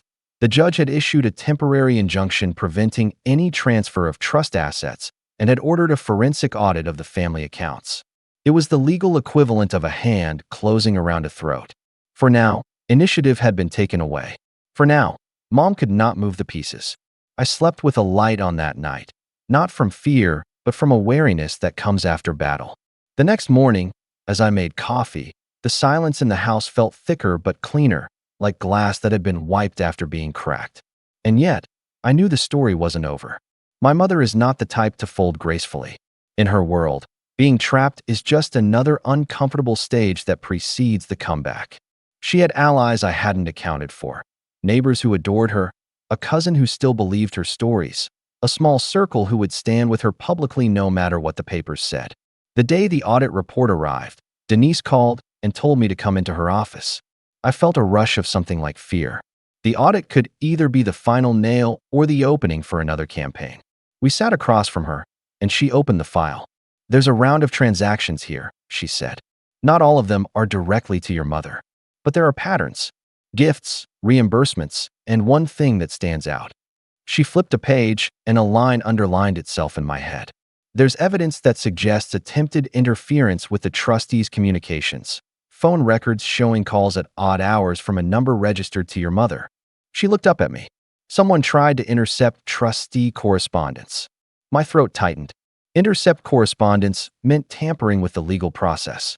It meant an escalation. My pulse quickened not from panic, but from the cold recognition of intent. Who would have the most to gain if they could silence the trustees? Denise asked. I stared at the file, at the list of contacts and call logs. The names were petty, the amounts sometimes laughable, but the pattern was clear. A network of favors, small and large, threaded through our town. People who'd benefited from being on the right side of Mom's benevolence. "And Nate?" I asked. She paused. "He's connected in places he shouldn't be. A used car dealer who received payments. A contractor who suddenly forgave a debt. This is a network, Luke. It isn't just your mother. It's an ecosystem." The word ecosystem lodged in my chest. I had been fighting a single person. It turned out I'd been fighting a network. The idea of a wider conspiracy to rewrite family property made my hands go cold, but cold can be useful. Cold as focus. When I left her office, I felt oddly energized. Revenge had never been about spectacle for me. It was about ending the harm. If there was a network, we would map it. If there were co-conspirators, we would expose them. If the judge would only allow a forensic audit, then we would make that audit tell the truth. Over the next week, I coordinated quietly. Dad finding old receipts, Sarah contacting school officials, Denise subpoenaing records. We moved with care. Each phone number traced, each bank entry cross-checked. Some leads fizzled. Others snapped into place. A contractor's canceled check led to a shell company. A neighbor's mortgage payment revealed itself as a loan later paid by Mom. The threads multiplied until the picture was ugly and complete. And then, on a gray Tuesday afternoon, a new envelope arrived, stamped by the court clerk and heavy with paper. I opened it hands first and felt my heart lurch as my eyes took in the words, "Notice of trial date. Full hearing on fraudulent conveyance and third-party conspiracy." This was it, the moment we'd built toward. The judge would hear everything, not just the preliminary injunction, but the full case. The ledger alterations, the bank transfers, the attempted trustee interference, the network of favors. The room would be full of people who'd whispered my mother's narrative into willing ears for years. They would be there to see which story held up under scrutiny. I slept badly that night, not because I doubted what we could prove, but because I knew that after this hearing, nothing would be the same. Families split by logic and love rarely stitch back together the same way. The children we protected would know the truth in a way they couldn't unlearn. My father might finally be free of a life built on quiet compromises, and my mother, I didn't know what would become of her. I only knew I had to finish what I'd started. The courthouse felt larger the morning of the trial. Cameras were not allowed, but there were people there who had heard the snippets in the paper. The judge took his seat with the slow deliberateness of a man about to make a yardstick of right and wrong. Mom arrived wearing the same calm polish she'd worn before, but something in her posture had shifted. There was a weariness now, and a small, frantic look when the bailiff called the case. Denise stood, opened a thick file, and began. She laid out the evidence with precision, like a teacher demonstrating a proof. The trustee records, the bank logs, the ledger, the emails, the phone records that showed attempts to reach trustees at odd hours, payments to third parties who later produced invoices that didn't align with the work claimed. She laid it out like a timeline, a chain of custody of malicious intent stretching from Christmas Day to the present. Mom's lawyer rose to object, to deflect, to paint motives and grievances. He tried to paint my actions as a son gone vindictive, a man using the legal system to punish his mother. He was practiced, and for a moment, his words found a few sympathetic faces in the gallery. Then Denise called my father to the stand. He walked up slow, but his voice was clear. He recounted the late-night sessions, the ledgers, the times he'd tried to speak up and been shut down. When he finished, he looked toward Mom, and for the first time in years, she could not look back with a practiced smile. The prosecution had one more piece. A subpoenaed email from Mom to the same boutique attorney she'd emailed weeks before our last hearing. Proceed with steps to secure family assets. If Luke is uncooperative, we will proceed without him. The email was short, clinical. Mom's face registered shock. Not because the email existed. She had written it. But because in the sterile light of the courtroom, her motives were suddenly undeniable. She rose then, sudden and fierce, and the room leaned forward like a single organism. She accused us of collusion, of poisoning a man's home, of fabricating evidence. Her voice was loud and finally unguarded. She asked how we could betray family. She asked how I could turn my back on the woman who'd raised me. Denise answered quietly, methodically. Family doesn't mean ownership, she said. It means trust. And when trust is weaponized, the law intervenes. Mom's eyes slid to Nate, then to Aunt Linda, then finally to me. For a moment, in that charged stillness, something in her broke. Her expression dropped, not a carefully placed mask, but a raw, unstitched face that looked weary and suddenly very small. She opened her mouth. The entire gallery inhaled. And then she said something none of us expected. The moment she opened her mouth, the room went still. Her voice didn't carry the defiance I expected. It came out cracked, trembling, like something inside her had finally collapsed under its own weight. I did it, she said. No one moved. Even her lawyer froze mid-gesture. I did it, she repeated, louder this time. I changed the records. I thought, if I just put everything back under my name, we could be a family again. I thought he'd forgive me when he saw I was protecting what's ours. The judge's pen stopped. The sound of pages turning died. You could almost hear her words echo against the walls. Denise said quietly, Mrs. Hill, are you admitting to falsifying financial documents and misrepresenting ownership of the trust? Mom's shoulders sagged. I was just trying to fix what was broken, she whispered. Luke took everything. He took the family, the house, the name. I had to get it back. For years I'd imagined her admitting the truth, how satisfying it would be to hear her say the words. But standing there, watching the woman who raised me unravel in front of a courtroom, it didn't feel like victory. It felt like the end of something that had died long before any of us had the courage to bury it. The judge's tone was measured but sharp. Mrs. Hill, this court will recess for 10 minutes. Counsel, remain available. When he left the bench, murmurs filled the room. Mom slumped into her chair, staring at her hands. Nate looked around helplessly, like a man whose map had just turned into ashes. Aunt Linda started crying softly into a tissue. I sat perfectly still. Sarah's hand found mine and squeezed. After the recess, The judge returned and delivered the decision with the deliberate calm of someone who had seen every kind of family disaster pass through his courtroom. The evidence presented today establishes a pattern of fraudulent behavior designed to manipulate legal assets and harass an heir through misuse of financial systems. Effective immediately, all trust assets are to remain frozen under independent administration. Mrs. Hill, you are hereby removed as co-trustee and barred from acting on behalf of the family estate. Mom's lawyer tried to interrupt, but the judge raised a hand. Furthermore, he continued, given the fraudulent withdrawals and the attempt to access Mr. Hill's accounts, restitution in the amount of $5,000 plus legal fees is ordered. Any continued harassment or attempts at contact outside of supervised mediation will be grounds for criminal investigation. There was no cheering, no gavel slam. Just silence, heavy absolute. Mom didn't look at me as the bailiff handed her the documents. Nate muttered something under his breath, a bitter string of words that even he didn't seem to believe. Dad sat quietly, eyes fixed on the table, hands folded like a man saying a prayer for something that could never be restored. When the judge stood, the room began to empty. I didn't move until everyone else had gone. Then I turned to look at her. She was still sitting there, staring straight ahead.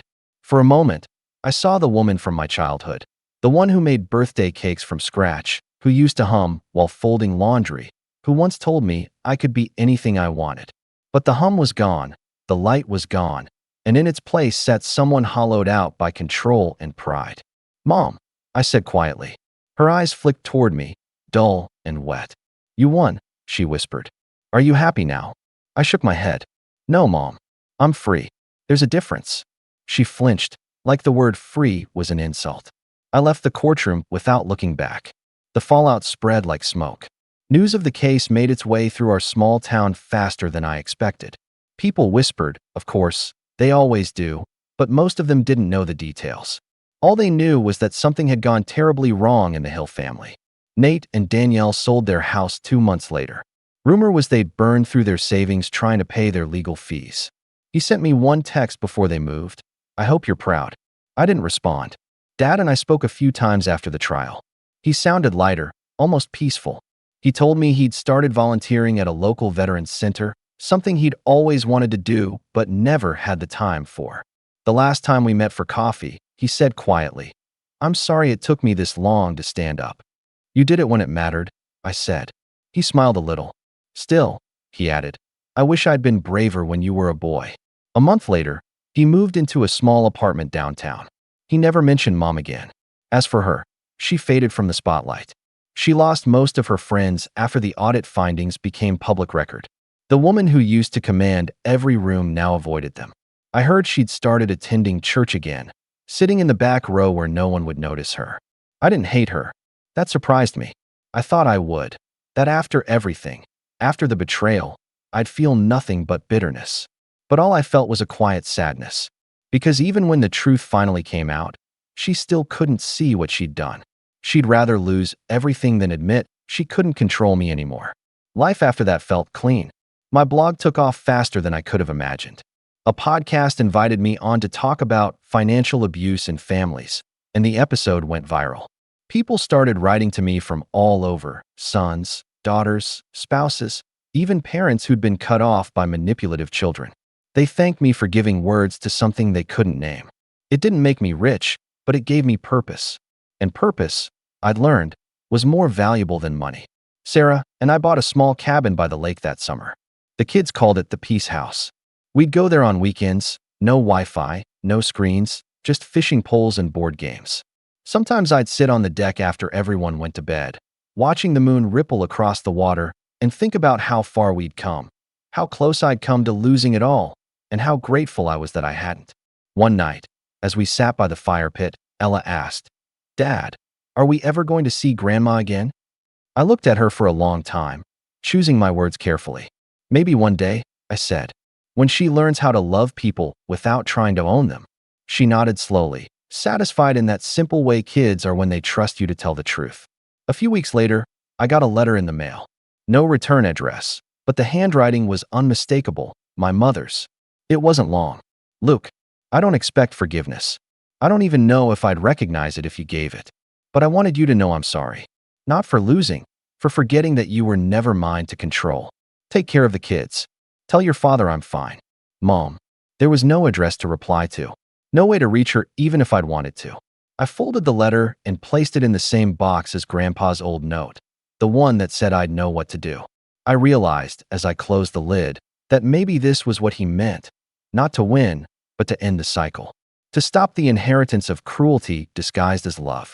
6 months later, the court finalized everything. The trust was secured under independent management, the restitution paid, the accounts separated forever. For the first time in decades, my name was clean, legally, financially, emotionally. On the day I received the final notice, I took it out to the lake. The wind was warm, carrying the scent of pine and water. Sarah was inside with the kids, their laughter floating faintly from the cabin. I lit a small match and watched the paper curl, the ashes scattering into the water. It wasn't anger that I felt. It was release. Sometimes revenge isn't a grand explosion. Sometimes it's just the quiet act of taking back your life and living it better than the people who tried to break you. As the last ember faded, I whispered something, not to her, but to the boy I used to be. The one who sat at Christmas watching everyone else open gifts and wondered what he'd done wrong. You did enough, I said. You were always enough. Then I stood, walked back toward the cabin where my family was waiting, and closed the door behind me. And for the first time in my life, I didn't look back. My name's Jordan, I'm 31, and I always thought that if you gave enough, stayed quiet enough, and didn't rock the boat, your family would come around eventually. I've spent most of my life operating under that belief, that if I just kept helping, kept supporting, eventually they'd see me. Not as the weird one, not as the black sheep, but just as a brother, a son, a person worthy of a seat at the table. But when my younger brother, Mason, got married last month, I got a lesson I won't forget. It wasn't loud. There wasn't some blowout fight or screaming match. It was just silence. The kind of silence that says everything. The first time I realized something was off was when my cousin Jenna texted me a photo of her wedding outfit. I didn't know what wedding she was referring to, so I just asked, "Whose wedding?" She replied with a laughing emoji and said, "Mason's, duh." This Saturday, I stared at the message for a full minute before it sank in. My brother, my only sibling, was getting married in 5 days.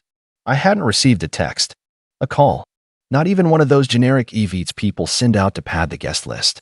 I thought maybe it had gotten lost, so I called Mom. She answered on the second ring with her usual, sugar-coated tone. "Hey honey, how are you?" I didn't even say hi. I just asked, "Am I invited to Mason's wedding?" There was a pause.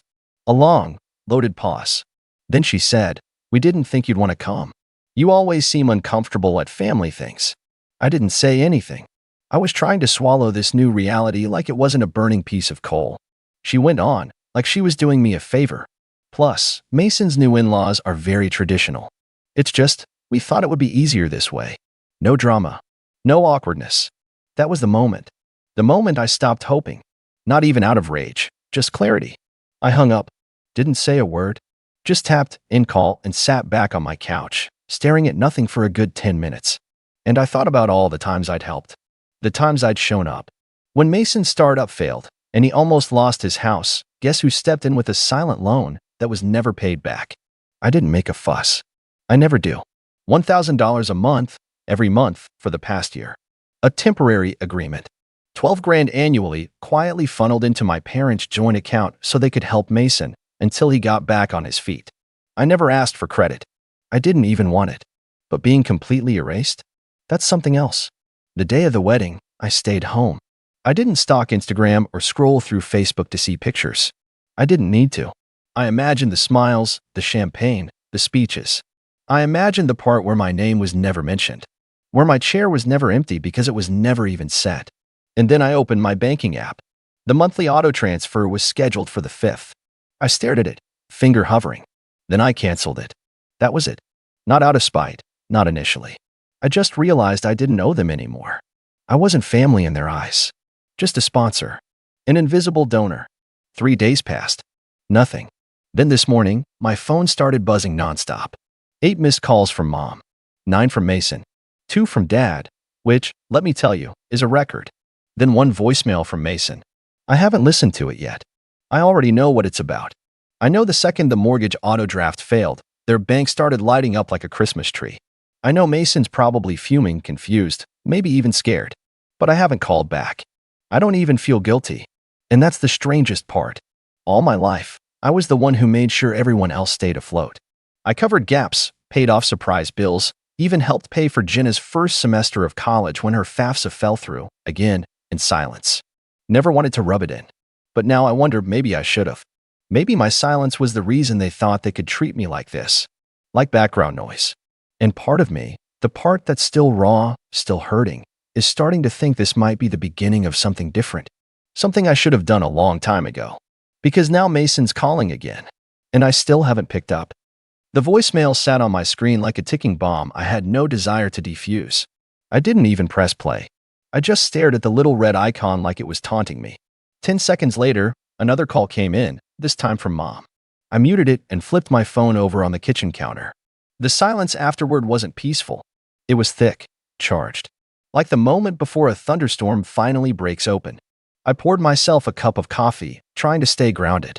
But my mind kept drifting back, not just to the wedding, but to everything leading up to it. Every family event where I was the afterthought. Every phone call where I was only contacted because someone needed something. When I got my degree in finance and landed my first real job, no one threw a dinner or even acknowledged it. Mason, on the other hand, got a full-blown catered party when he got his first unpaid internship. And I showed up. With a gift. That had been the rhythm for years. I gave, they took. I stayed quiet. They pretended I didn't exist. The only time they remembered me was when they needed someone to cover rent or co-sign something. I used to convince myself that meant I mattered, that I was trusted. But now, I finally saw it for what it was, convenience. Around 2 p.m., I finally opened the voicemail. Mason sounded stressed, not angry, but desperate. Hey, Jordan, listen, I don't know what happened with the account this month.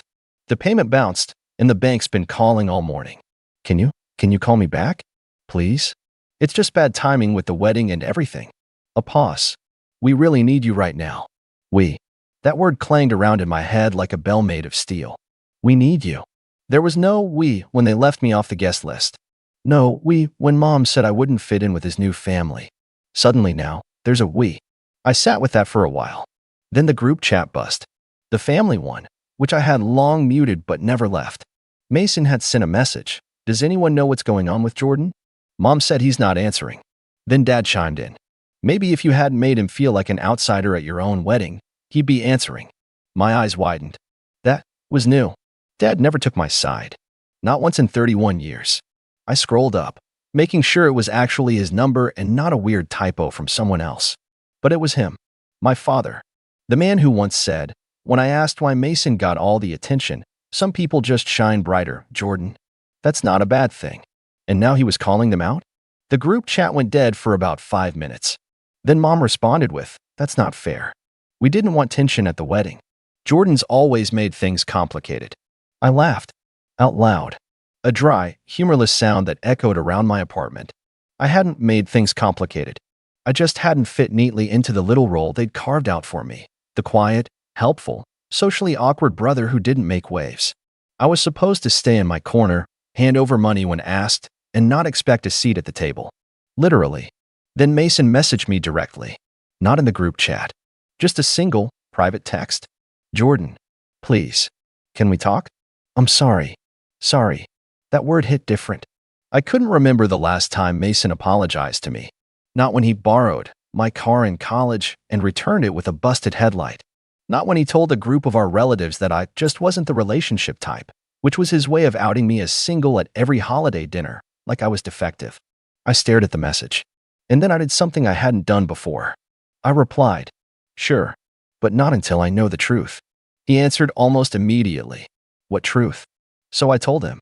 Why wasn't I invited? Really? Not Mom's excuse. Not sugar-coated. I want the actual reason. And if I get anything less than the full truth, we're done. This time the silence on the other end stretched longer. 10 minutes. 15. I left my phone on the table and went to clean up the kitchen just to stay busy, but I kept glancing over. Then the bubbles appeared. Typing. Then stopped. Then typing again. Finally, a wall of text came in. He started with, okay, I'll be honest. He said that his fiancée, now wife, came from a very image-focused family. They were all professionals, lawyers, bankers, upper crust types. They didn't like that Mason had a brother who worked freelance, didn't own a home, and wasn't married with kids yet. Apparently, they'd Googled me, dug into my LinkedIn, even found an old video of me giving a TED-style talk on minimalist living, which they thought was odd. They thought you'd make the family look weird, he wrote, especially at the reception. Her dad even said you gave off offbeat vibes. Mom agreed, said it wasn't worth the risk. And just like that, there it was. I wasn't invited to my brother's wedding because his in-laws thought I didn't match their aesthetic, because I was offbeat, because I might ruin the curated perfection they wanted to display that day. And instead of defending me, instead of saying, he's my brother, Mason folded. My parents agreed, and they cut me out like I was a misprint in the family photo. I stared at the message for a long time. I didn't cry. I thought I might, but I didn't.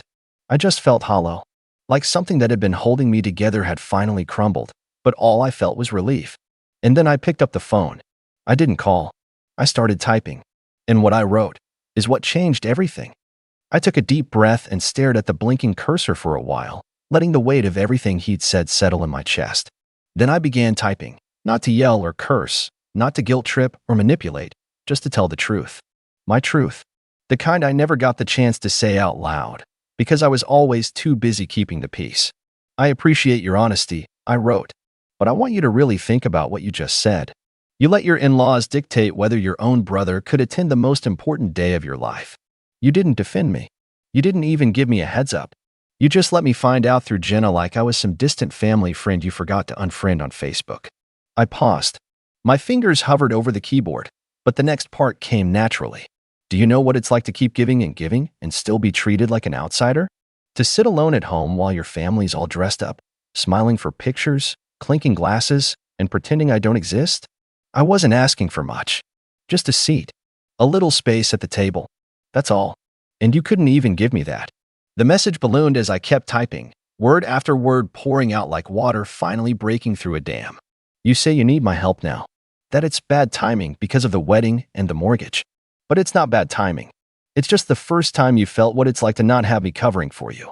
I was your safety net. You just didn't realize it until I cut the ropes. I stared at the last line and deleted it. Not because it wasn't true, it was, but because I didn't want this to be about punishment. I wanted it to be about recognition. So instead, I wrote, I'm not doing this to hurt you. I'm doing it because I finally realized I was the only one showing up. And I'm done being the family's ghost donor. You don't have to like who I am, but if you want me in your life again, it starts with respect, not desperation. Not a last-minute apology when the bills come due. Real, honest respect. I had sinned, and for the first time in years, I felt light. Like I'd finally stopped dragging around something I was never meant to carry. He didn't reply right away, but I saw the receipt almost instantly. He saw it. He read it. I knew that much. An hour passed.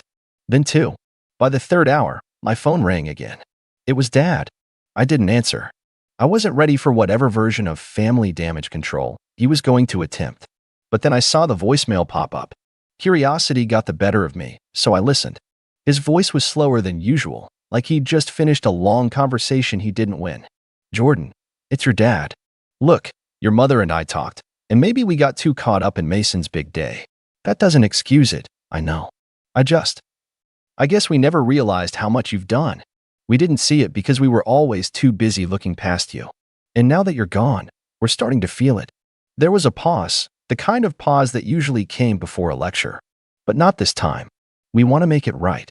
We don't expect you to forgive us overnight. But if you're willing to talk, we're here. Click. I sat down on my couch, heart pounding, unsure of what I was supposed to feel. Relief? Bitterness? It was all tangled together.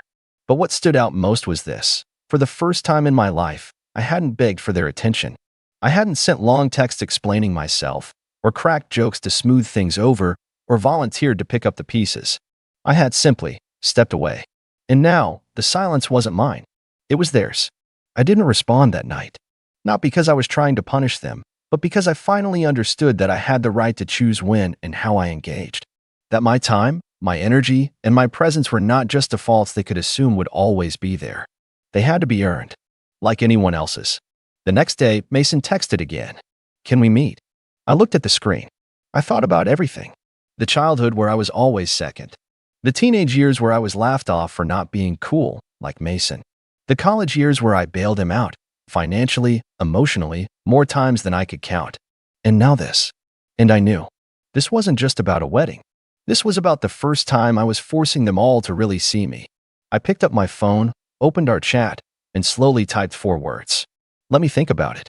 Then I turned off my phone, walked out the door, and took the longest, calmest walk of my life. Because something had shifted, and this time, it wasn't me chasing them. It was them finally noticing what it feels like when I'm gone. I didn't reply to Mason's text for 2 days.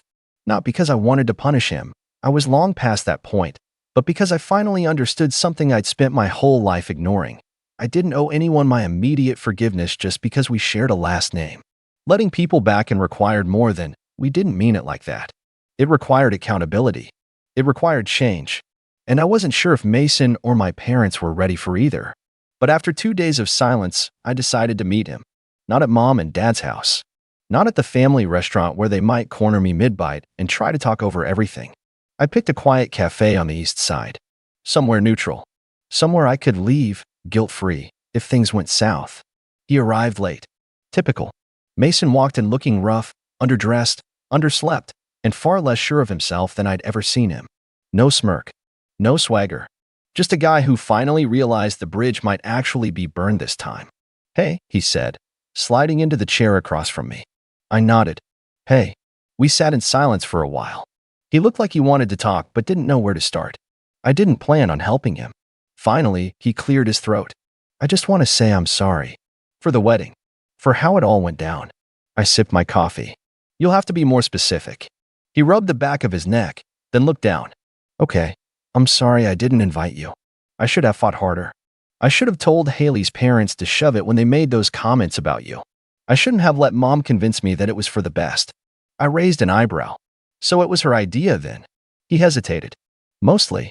She thought it'd be too messy. That you might say something weird at the reception. Or that people would ask questions about your, lifestyle. There it was. I laughed once, short and cold. You mean my single status? My apartment instead of a house? Or the fact that I don't show up with a matching spouse and 3 kids like it's a family catalog? He winced. Yeah, I didn't feel that way. But Mom made it seem like you needed to curate your wedding to look perfect on Instagram, I said. And I didn't fit the brand. He didn't respond. Instead, he looked me in the eye and said, I was a coward. I didn't want to lose their approval, so I went along with it. And I let you take the hit. That landed harder than I expected. Because for once, he wasn't hiding behind excuses. He wasn't trying to justify it. He was just owning it. I nodded slowly. That's more honest than I expected. He leaned forward. Jordan, you have every right to hate me. But I'm asking for a chance to fix it. How? He paused, like he hadn't thought that far ahead. I don't know. Start by making things right. I'll pay back what you gave us for the mortgage. Every cent. I shook my head.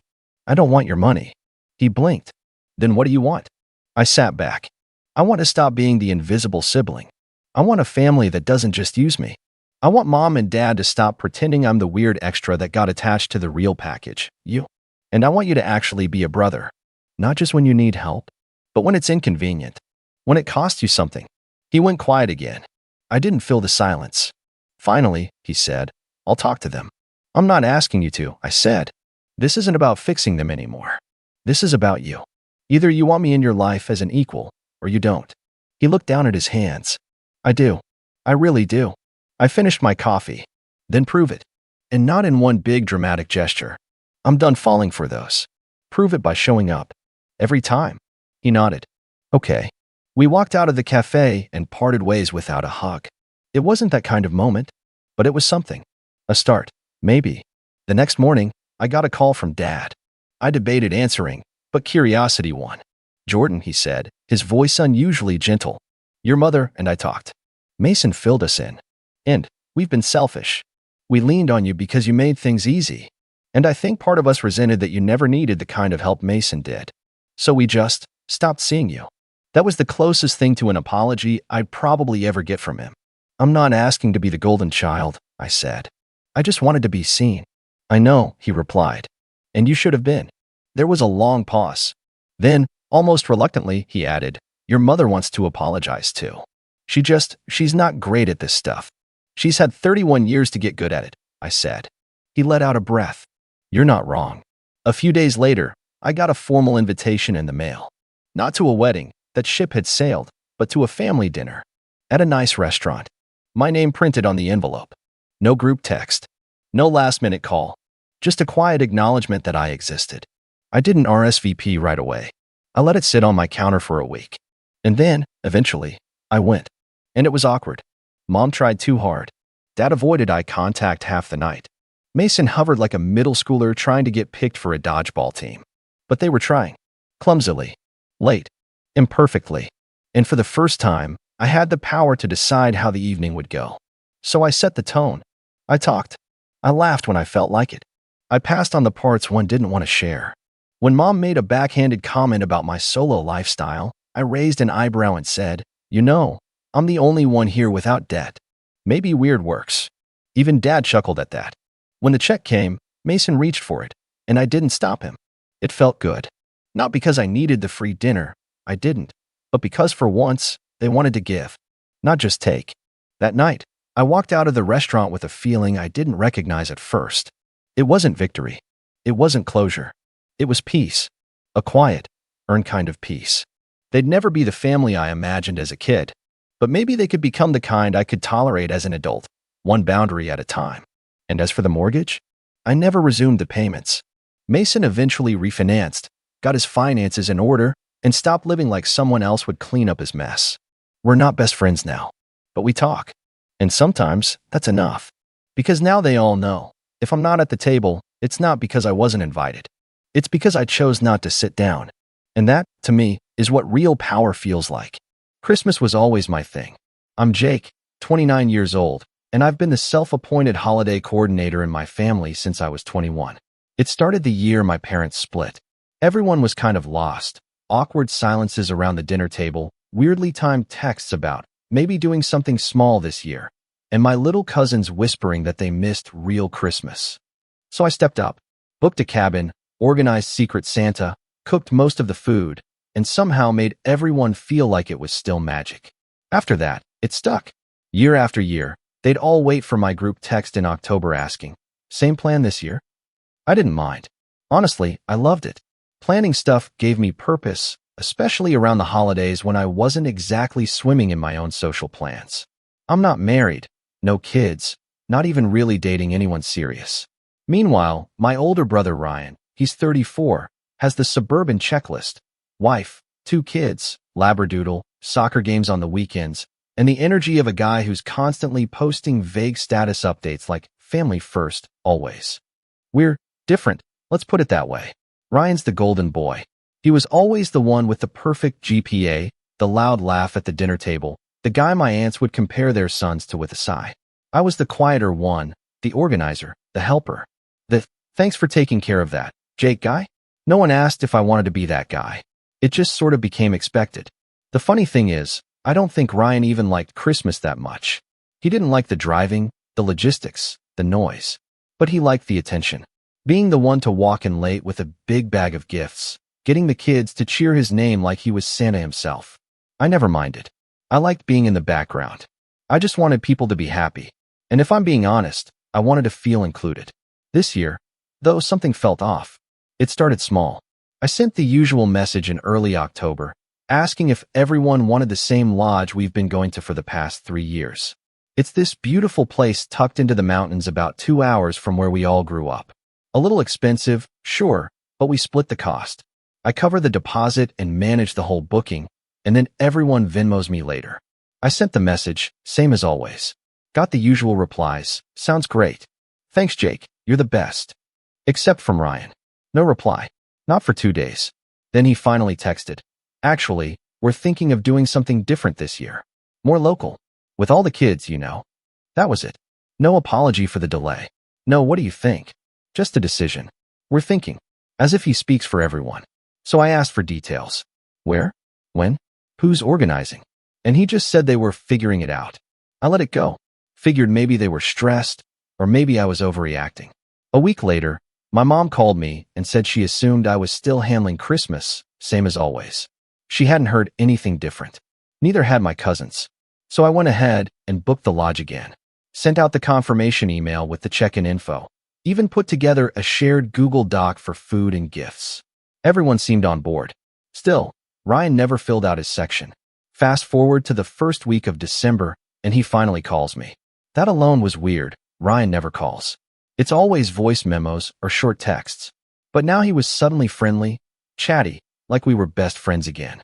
He said he had some bad news. Apparently, there was a scheduling issue. His family accidentally double-booked something else on the same weekend as the lodge trip. His wife's parents were flying in from out of state. He sounded sheepish, almost like he wanted me to be the one to offer a solution. It's just bad timing, bro, he said. Total mix-up.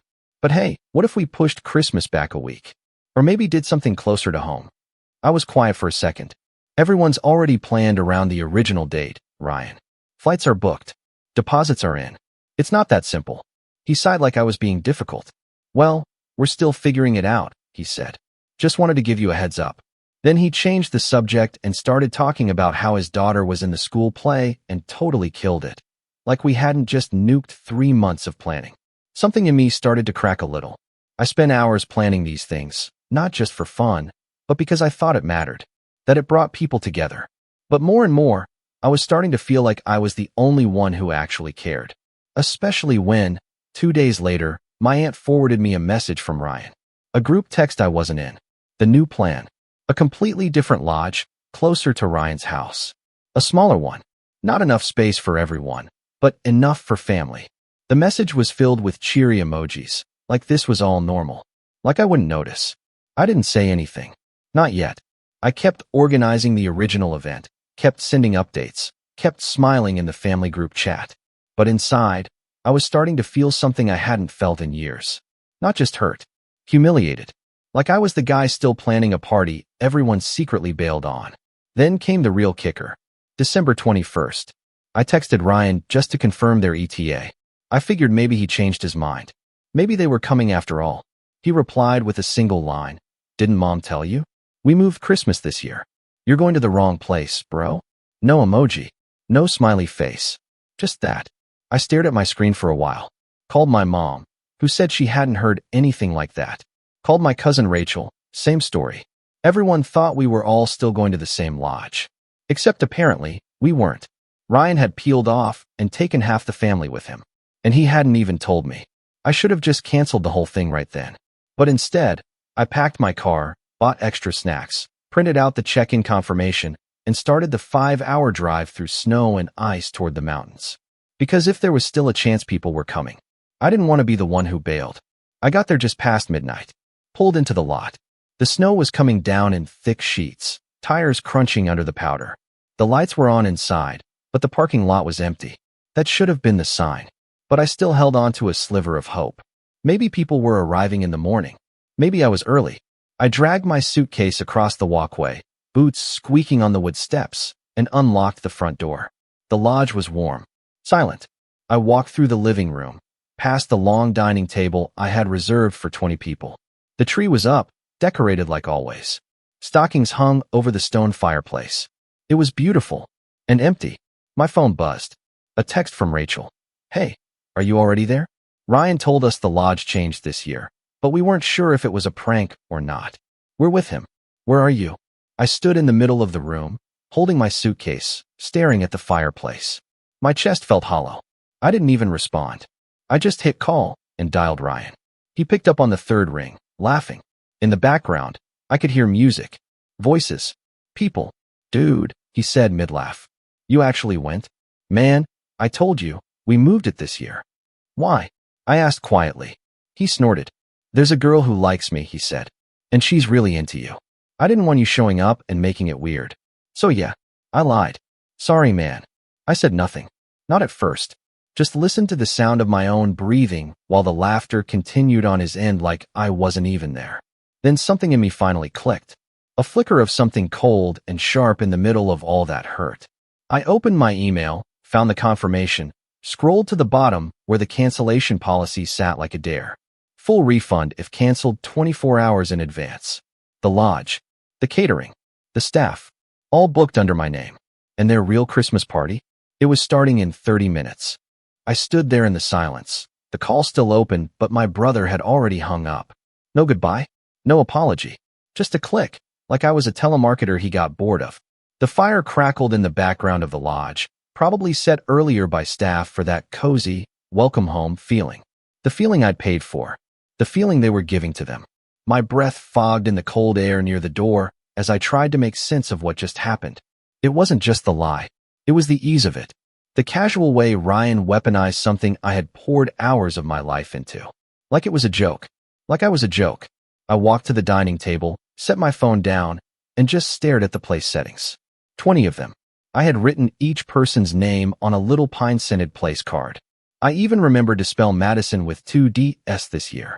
The centerpieces were handmade, small evergreen bundles with cinnamon sticks and dried oranges, tied with red twine. I remembered watching YouTube tutorials for those a week ago while sipping cocoa like some kind of Hallmark character. I sat down slowly at the head of the table, the silence so heavy it felt like a second coat. And for the first time in years, I didn't feel useful. I didn't feel appreciated. I felt played. The worst part? I kept trying to give Ryan the benefit of the doubt. Maybe he didn't mean to hurt me. Maybe this girl he mentioned was someone he really liked. Maybe he thought it would be funny. But no, that phone call, that laugh, it was intentional. He knew it would crush me, and he did it anyway. Around 1:30 a.m., I got another text. This time from my mom. Just got to the new lodge. It's cute, but smaller than I expected. Where are you? Ryan said you were stopping by later. Stopping by. As if I was some casual guest. As if I hadn't organized every Christmas since I was 21. I wanted to scream. Instead, I typed a response that just said, never mind. I'll talk to you later. I didn't have the energy for anything else. The next morning, I woke up in the empty lodge to the smell of cinnamon and pine and nothing else. The staff had arrived, 2 people, a young couple, asking about setup. I told them plans had changed and not to worry. I'd handle it. They looked surprised, but nodded politely. After they left, I canceled the rest of the catering. No fee. Full refund. Same with the cleaning service. Same with the second night of the lodge. It was all mine, after all. Every piece of it. Then I started checking social media. Not because I wanted to torture myself, but because I wanted proof. Something concrete to slap over this gut feeling that I was being lied to, excluded, pushed out. My cousin Maddie posted an Instagram story. A group selfie by a fireplace. Not this fireplace. A different one. More rustic. Smaller. My Aunt Susan was in the background, wearing the elf sweater I got her last year. The caption said, Christmas with the whole fam. Whole fam. Not a mention of me. Not even a wish Jake could make it. Or missing someone special. Just the whole fam. It hit harder than I expected. Around noon, I got a call from my cousin Rachel. I picked up, even though my stomach flipped just seeing her name. She was one of the few people I actually considered a friend in that mess of a family. Jake? She said, a little breathless. Where are you? Ryan said you were coming later, but no one's seen you. I'm at the lodge, I said flatly. The actual lodge. The one I booked. The one I've booked for the last 3 years. Silence. Oh my God, she said. Wait, what? I never changed the plans. No one told me there were new plans. Not until Ryan texted me the night before. You guys just left. She was quiet for a moment. Then she said, Jake, I swear I thought you changed it. That's what Ryan said. He said you wanted something smaller and that we should talk to you about the new location. I almost laughed. Did you? No. I just figured you were too busy or something. Right. Another pause. I'm so sorry, she said, her voice smaller now. I thought. He made it sound like you were in charge still, just not coming to this one. Of course he did. Ryan didn't remove me. He replaced me. Quietly. He made sure the credit still went to me, so he could enjoy the structure and organization without dealing with me. Like I was a template he could copy and paste. Rachel asked if I was okay, and I lied. I told her I was fine. I just needed rest. She said she'd try to come by later, and I didn't hold my breath. By the evening, more posts started showing up. Facebook, Instagram, even a short video of Ryan's kids doing a little skit by the fire. The same skit I'd written into the plan on the Google Doc no one had filled out. The decorations were eerily familiar, down to the napkin holders I'd found on sale last month and sent to the group chat as a look how cute these are moment. They had used everything I designed. Except me. That night, I sat on the porch of the empty lodge, wrapped in a blanket, watching the snow come down in soft sheets. My breath fogged as I scrolled through my email again, staring at the confirmation, the refund policy, the receipt. Everything in my name. Everything they were now enjoying because I had planned it first. I don't remember falling asleep. I just remember waking up cold, disoriented, my phone buzzing in my lap. It was a group text. Ryan, hey everyone, quick heads up. We're doing Christmas dinner in the main room at 6. Rachel, can you help mom with the turkey? And Jake, if you're still planning to stop by, just try not to make it weird. Not the time for drama, LOL. That LOL was what broke me. That passive little smirk at the end of a betrayal. Like he knew I wouldn't do anything. Like he counted on me being too polite, too conflict avoidant, too desperate for harmony to ever actually push back. Something dark and quiet settled in me. It wasn't rage. It wasn't sadness. It was this numb, calm clarity. The kind of clarity that comes when you realize someone isn't just inconsiderate, they're calculating. They know how far they can go before you break, and they stay just inside that line. And I wasn't going to live on that line anymore.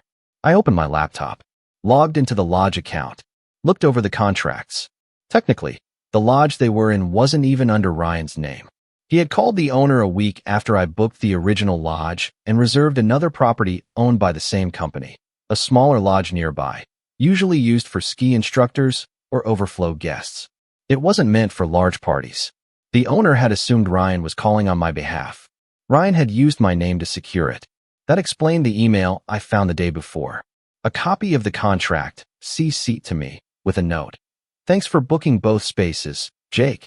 Glad your family can all be together this year. I hadn't even seen it until now. I sat there staring at that email. And I knew, with sudden certainty, that this wasn't a mistake. This wasn't a misunderstanding. Ryan had gone behind my back, used my name, split the family, and then left me alone on Christmas because he didn't want to deal with me getting attention from a girl who liked me. I was done. I reached out to the lodge owner, asked if she could hop on a quick call. She was a sweet woman named Marlene who remembered me from the past few years. She answered within 10 minutes. I asked her to verify the names on both contracts. She confirmed it. My name on both. My card on both. My signature.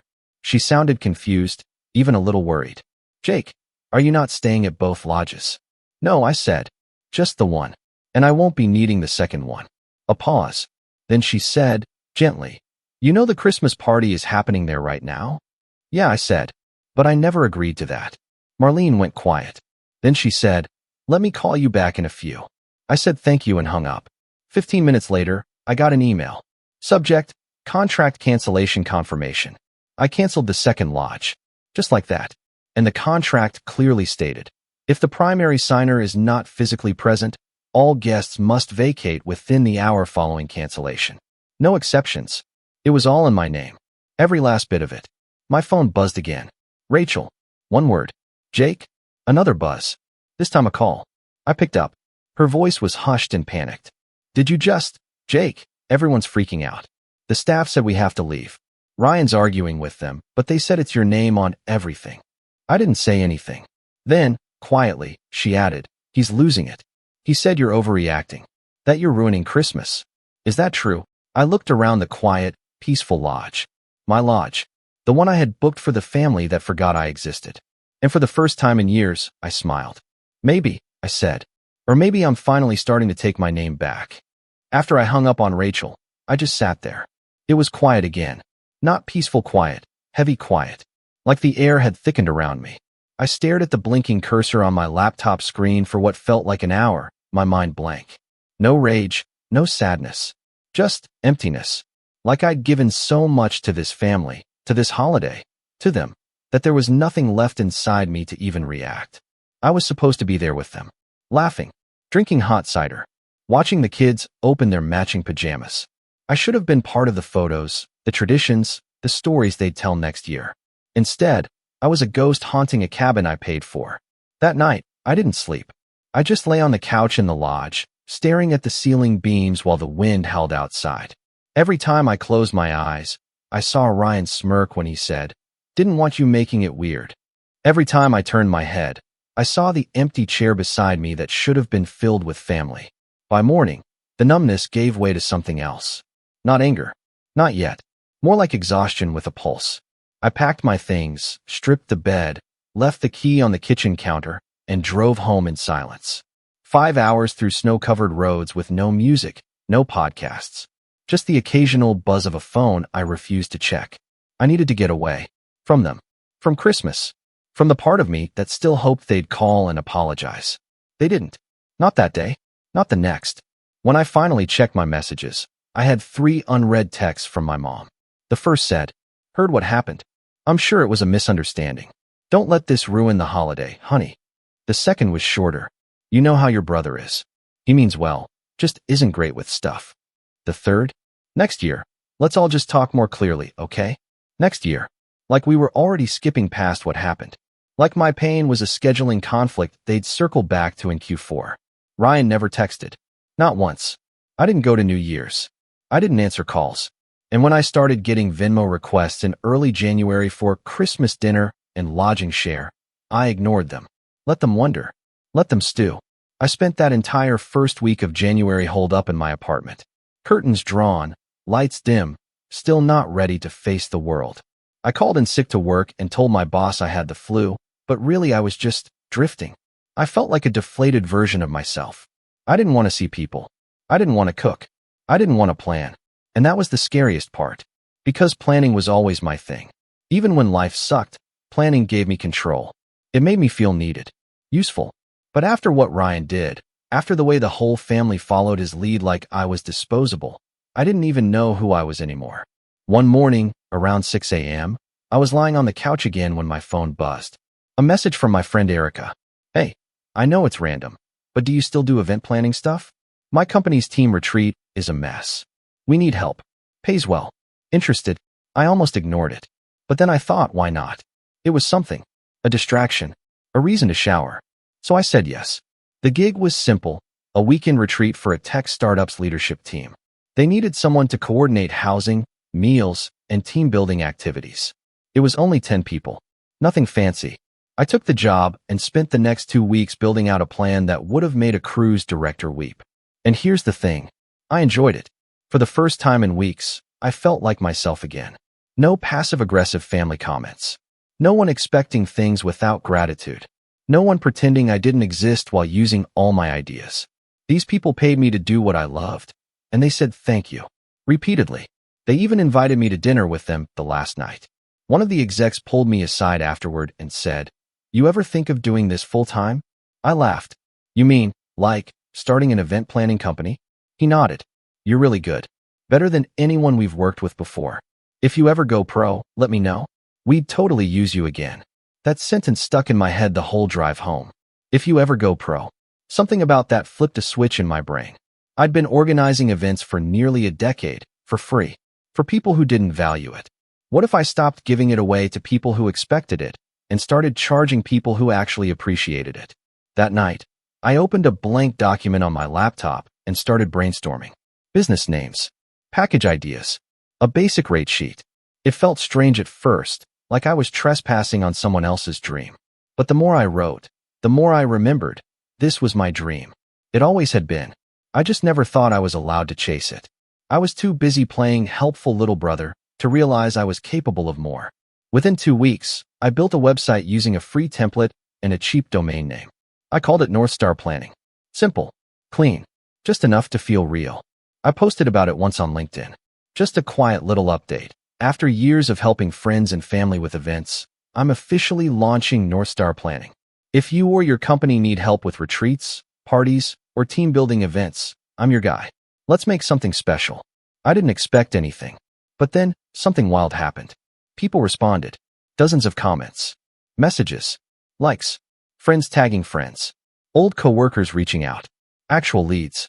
By the end of that month, I had booked 3 more gigs. All word of mouth. All paid. And not once did anyone try to lowball me. No guilt trips.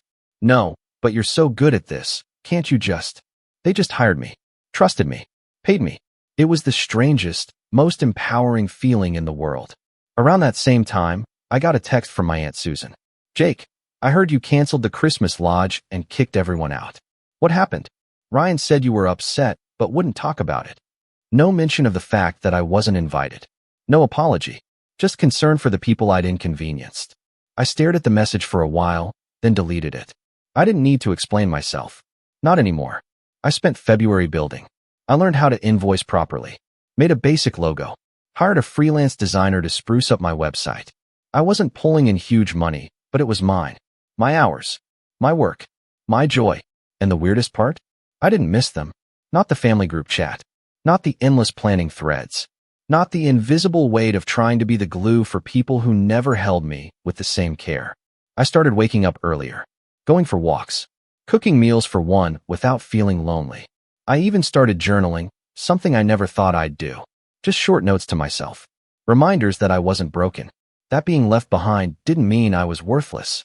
One entry said, "They didn't throw you out. You outgrew them." Big difference. By March, I had 5 clients lined up for the summer. One was a small wedding in Colorado. Another was a corporate picnic for a startup in Seattle.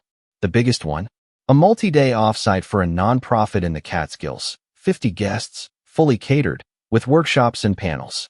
And when I saw the budget, $42,000. They asked if I could handle it. I said yes, and I meant it.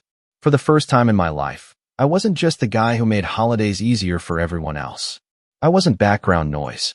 I wasn't the fallback. I was the planner, the one with the vision, the one with the contracts in my name.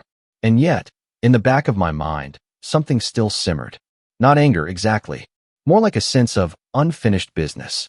Because while I was out here rebuilding my life from the ashes of Ryan's betrayal, they were still pretending nothing happened. Still posting photos. Still smiling in group shots I was cropped out of. They didn't deserve a confrontation, but they did deserve clarity. They needed to know I saw them. All of them. For who they really were. And when the time was right, they would. There's something liberating about success when no one expects it from you. By April, North Star Planning wasn't just a side hustle. It was a functioning business. I had 3 full events under my belt, a modest portfolio, and steady interest from clients who found me through referrals or social media. It wasn't flashy yet. I wasn't posting beach photos captioned #BossLife or raking in 6 figures. But it was mine, and it was growing. Quietly, steadily, professionally. What surprised me most was how natural it felt to keep my wins to myself. I didn't tell my family, not even my mom.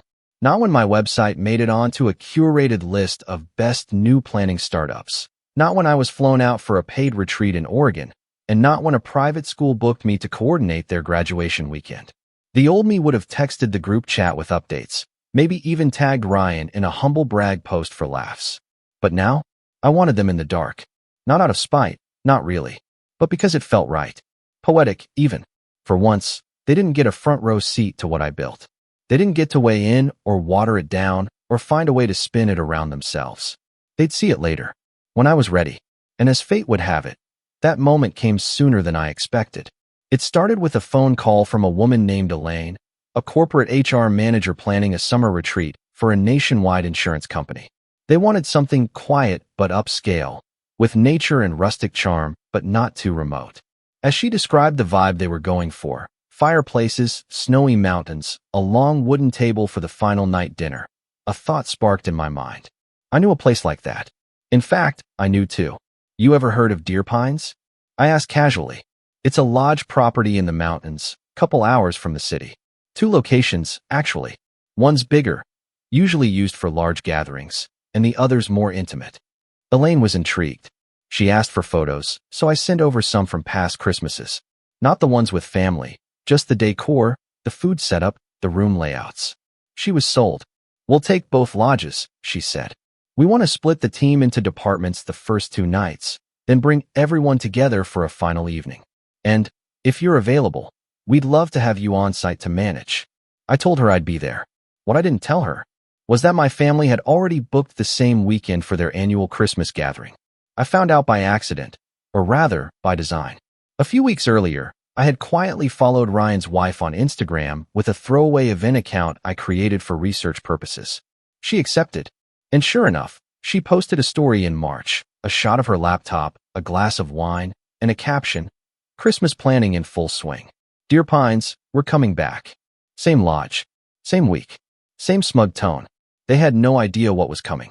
But I didn't want to just crash their party or take their spot. That would have been petty. No, I wanted something better. I wanted to do what Ryan did to me, but cleaner, sharper, legal. I pulled out the old contracts. Both properties were managed by the same owner, Marlene, the same woman who helped me sort through the Christmas disaster last year. She and I had stayed in touch. After the fiasco, I had called her back and thanked her for her help. We ended up chatting about small business struggles, seasonal burnout, and the weird politics of family drama. She was kind, professional, and most importantly, she remembered everything. When I called her again in May, I explained the new event. Corporate retreat, 50 guests, full buyout, top-tier package. She was thrilled. You want the same weekend as last year? That's right, I said. December 20th to 23rd. Both lodges. She paused. You know, I think someone else already asked about those dates. Orion, same last name as yours, actually. I kept my voice neutral. Yeah, he's my brother. He's planning something similar. I think he assumed I wasn't involved this year. Ah, she said, the word heavy with meaning. Well, nothing's finalized. He only submitted a soft hold. No deposit yet. Perfect. Let's lock it in under North Star, I said. Full payment up front. No room for confusion this year. She laughed, light and warm. You got it.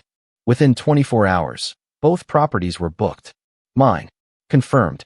Paid in full. A week later, Ryan texted me for the first time since December. Ryan. Hey man, weird question.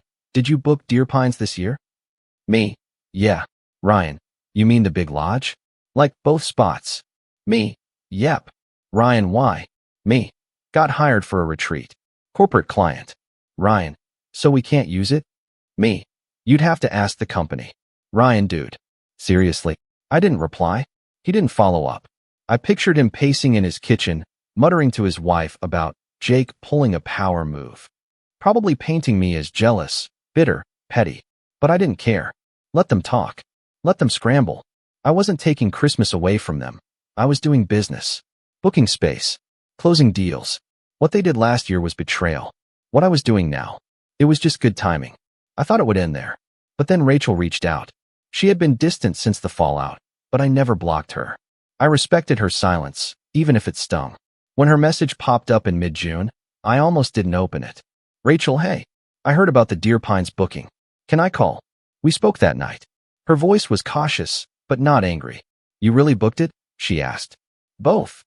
Yeah, got a corporate client flying people in. It's a big deal. She sighed. You know Ryan's flipping out, right? I shrugged, even though she couldn't see me. He booked behind my back last year. Lied about it. Kicked me out of my own event. He'll survive. I'm not saying you're wrong, she said quickly. I'm just saying they're planning to go somewhere. And I know him. He'll try to make it look like you're the villain. I stayed quiet. Then she said, what if we gave them a reason to believe it? That made me pause. What do you mean? I mean, what if we let Ryan assume you're out for revenge, while doing something completely different? I sat up, intrigued. She continued, you booked the lodges for your event, right? But what if, right before Christmas, you send a public update? Something subtle. A press release. A client testimonial. A post. Let the family see that the place they thought was for them is actually a milestone in your business. A success story. Let them realize they were never the center of your world and never will be again. The idea sank in slowly. Elegant. Powerful. Public, but not confrontational. It wasn't about humiliating Ryan. It was about removing myself from his narrative completely. No more begging for space at the table. Build your own. We ended the call with a loose plan. I'd proceed with the event like normal. She'd quietly feed updates to family members who still assumed I was taking it personal. And in December, I'd post something public. Clean. Professional. Final. The summer passed in a blur of bookings and back-to-back weekends. I hired a part-time assistant. Got an accountant. Even ordered business cards. North Star planning was no longer an idea. It was real. And I never once told my family. Until Thanksgiving. That's when I got the message. Mom. Hey sweetheart, just a heads up, we're doing a small dinner this year. Ryan's family is going to Aspen, so it'll just be a few of us. No pressure to come if you're busy with your planning thing. Your planning thing. I didn't reply. Instead, I drafted a post. One that would go live December 20th. The same night Ryan and his Aspen crew would be settling into some last-minute Airbnb, wondering what went wrong. The post was simple. Just a photo of the lodge, lit up in the snow. Tables set. Clients laughing. A caption that read, "When they said go big or go home, we chose both." 2 lodges. 1 vision.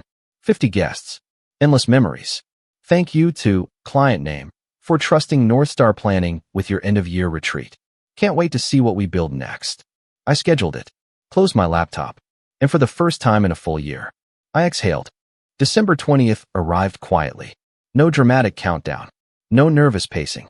Just a calm, steady morning where everything went exactly according to plan. I woke up before sunrise in the main Deer Pines Lodge, the same one I'd booked for my family for years. Snow covered the trees like a postcard, the kind people frame and hang up to pretend their lives are peaceful. Staff moved efficiently through the halls. Coffee brewed.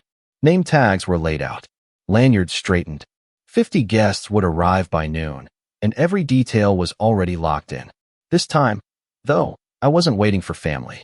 I was running a business. By early afternoon, the place was alive. Laughter echoed through the halls. Teams split off into breakout sessions. Fires crackled in both lodges. The second property, yes, the one my family had been forced to vacate the year before, was now hosting workshops and networking dinners. Every room was full. Every schedule block used. Every contract fulfilled. No chaos. No guilt. No last-minute texts asking me to fix something real quick. Just respect. At 6:14 p.m., right as the final dinner was being plated and guests were taking their seats, my phone buzzed. Ryan. I didn't answer. A minute later, another call. Then a text. Did you seriously take Deer Pines from us? I glanced at the long dining table filled with executives raising glasses, smiling, complimenting the decor I designed. I slid my phone face down and walked to the head of the room. Welcome, everyone, I said. Tonight's about reflecting on what you've built and where you're going next. Applause followed. I didn't check my phone again until nearly midnight. By then, my scheduled post had gone live. The response was immediate. Likes, shares, comments from clients and colleagues, messages asking about availability for next year. Even the lodge's official page reshared it, tagging North Star Planning and calling the event one of the smoothest retreats we've ever hosted. And then, the family group chat exploded. Aunt Susan posted a screenshot of my post with one word. Wow. Mom followed with, Jake, is this why Deer Pines wasn't available? Rachel reacted with a single heart emoji. Ryan didn't say anything at first. Then, finally, so you really did all this just to prove a point?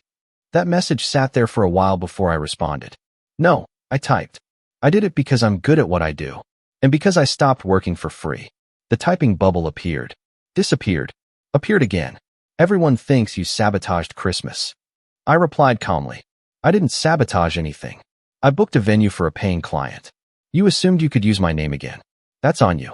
That's when my mom called. I almost didn't answer. But I did. Her voice was tight, confused. Jake, honey, why didn't you tell us about all this? I leaned back in my chair, listening to the low hum of conversation from the lodge behind me.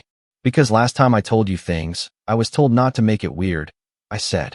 Because I spent years organizing your holidays while being treated like background help. And when I was finally pushed out, no one checked if I was okay. You all just moved on. She was quiet. I didn't know it was that bad, she said softly. I know, I replied. That's the problem. The fallout came in waves over the next few days. Ryan's wife posted a passive message about family drama ruining traditions. People asked questions. She deleted it. My aunt called to apologize, for real this time. Said she never realized how much I handled behind the scenes. Said she assumed I enjoyed it. Rachel sent me a long message that just said, I'm proud of you. Ryan didn't apologize, but he did stop pretending. A week later, he sent one final text. Guess you don't need us anymore. I stared at it for a while, then replied, I never did. I just thought I did. After that, silence. And honestly, it was peaceful. North Star Planning ended the year with 8 major clients and a wait list for the next spring. I hired another assistant, signed a lease on a small office, started saying no to work that didn't respect my time. I didn't go back to hosting Christmas. Instead, I spent it hiking with friends, eating dinner I didn't cook, laughing without worrying if everyone else was comfortable. No one needed me to hold the holiday together. And for the first time, neither did I. Here's what I learned. Some families don't want a hero. They want a helper they can ignore. And the moment you stop playing that role, They call it betrayal. But choosing yourself isn't revenge. It's graduation. And this year, for the first time, I finally walked out of the lodge without looking back.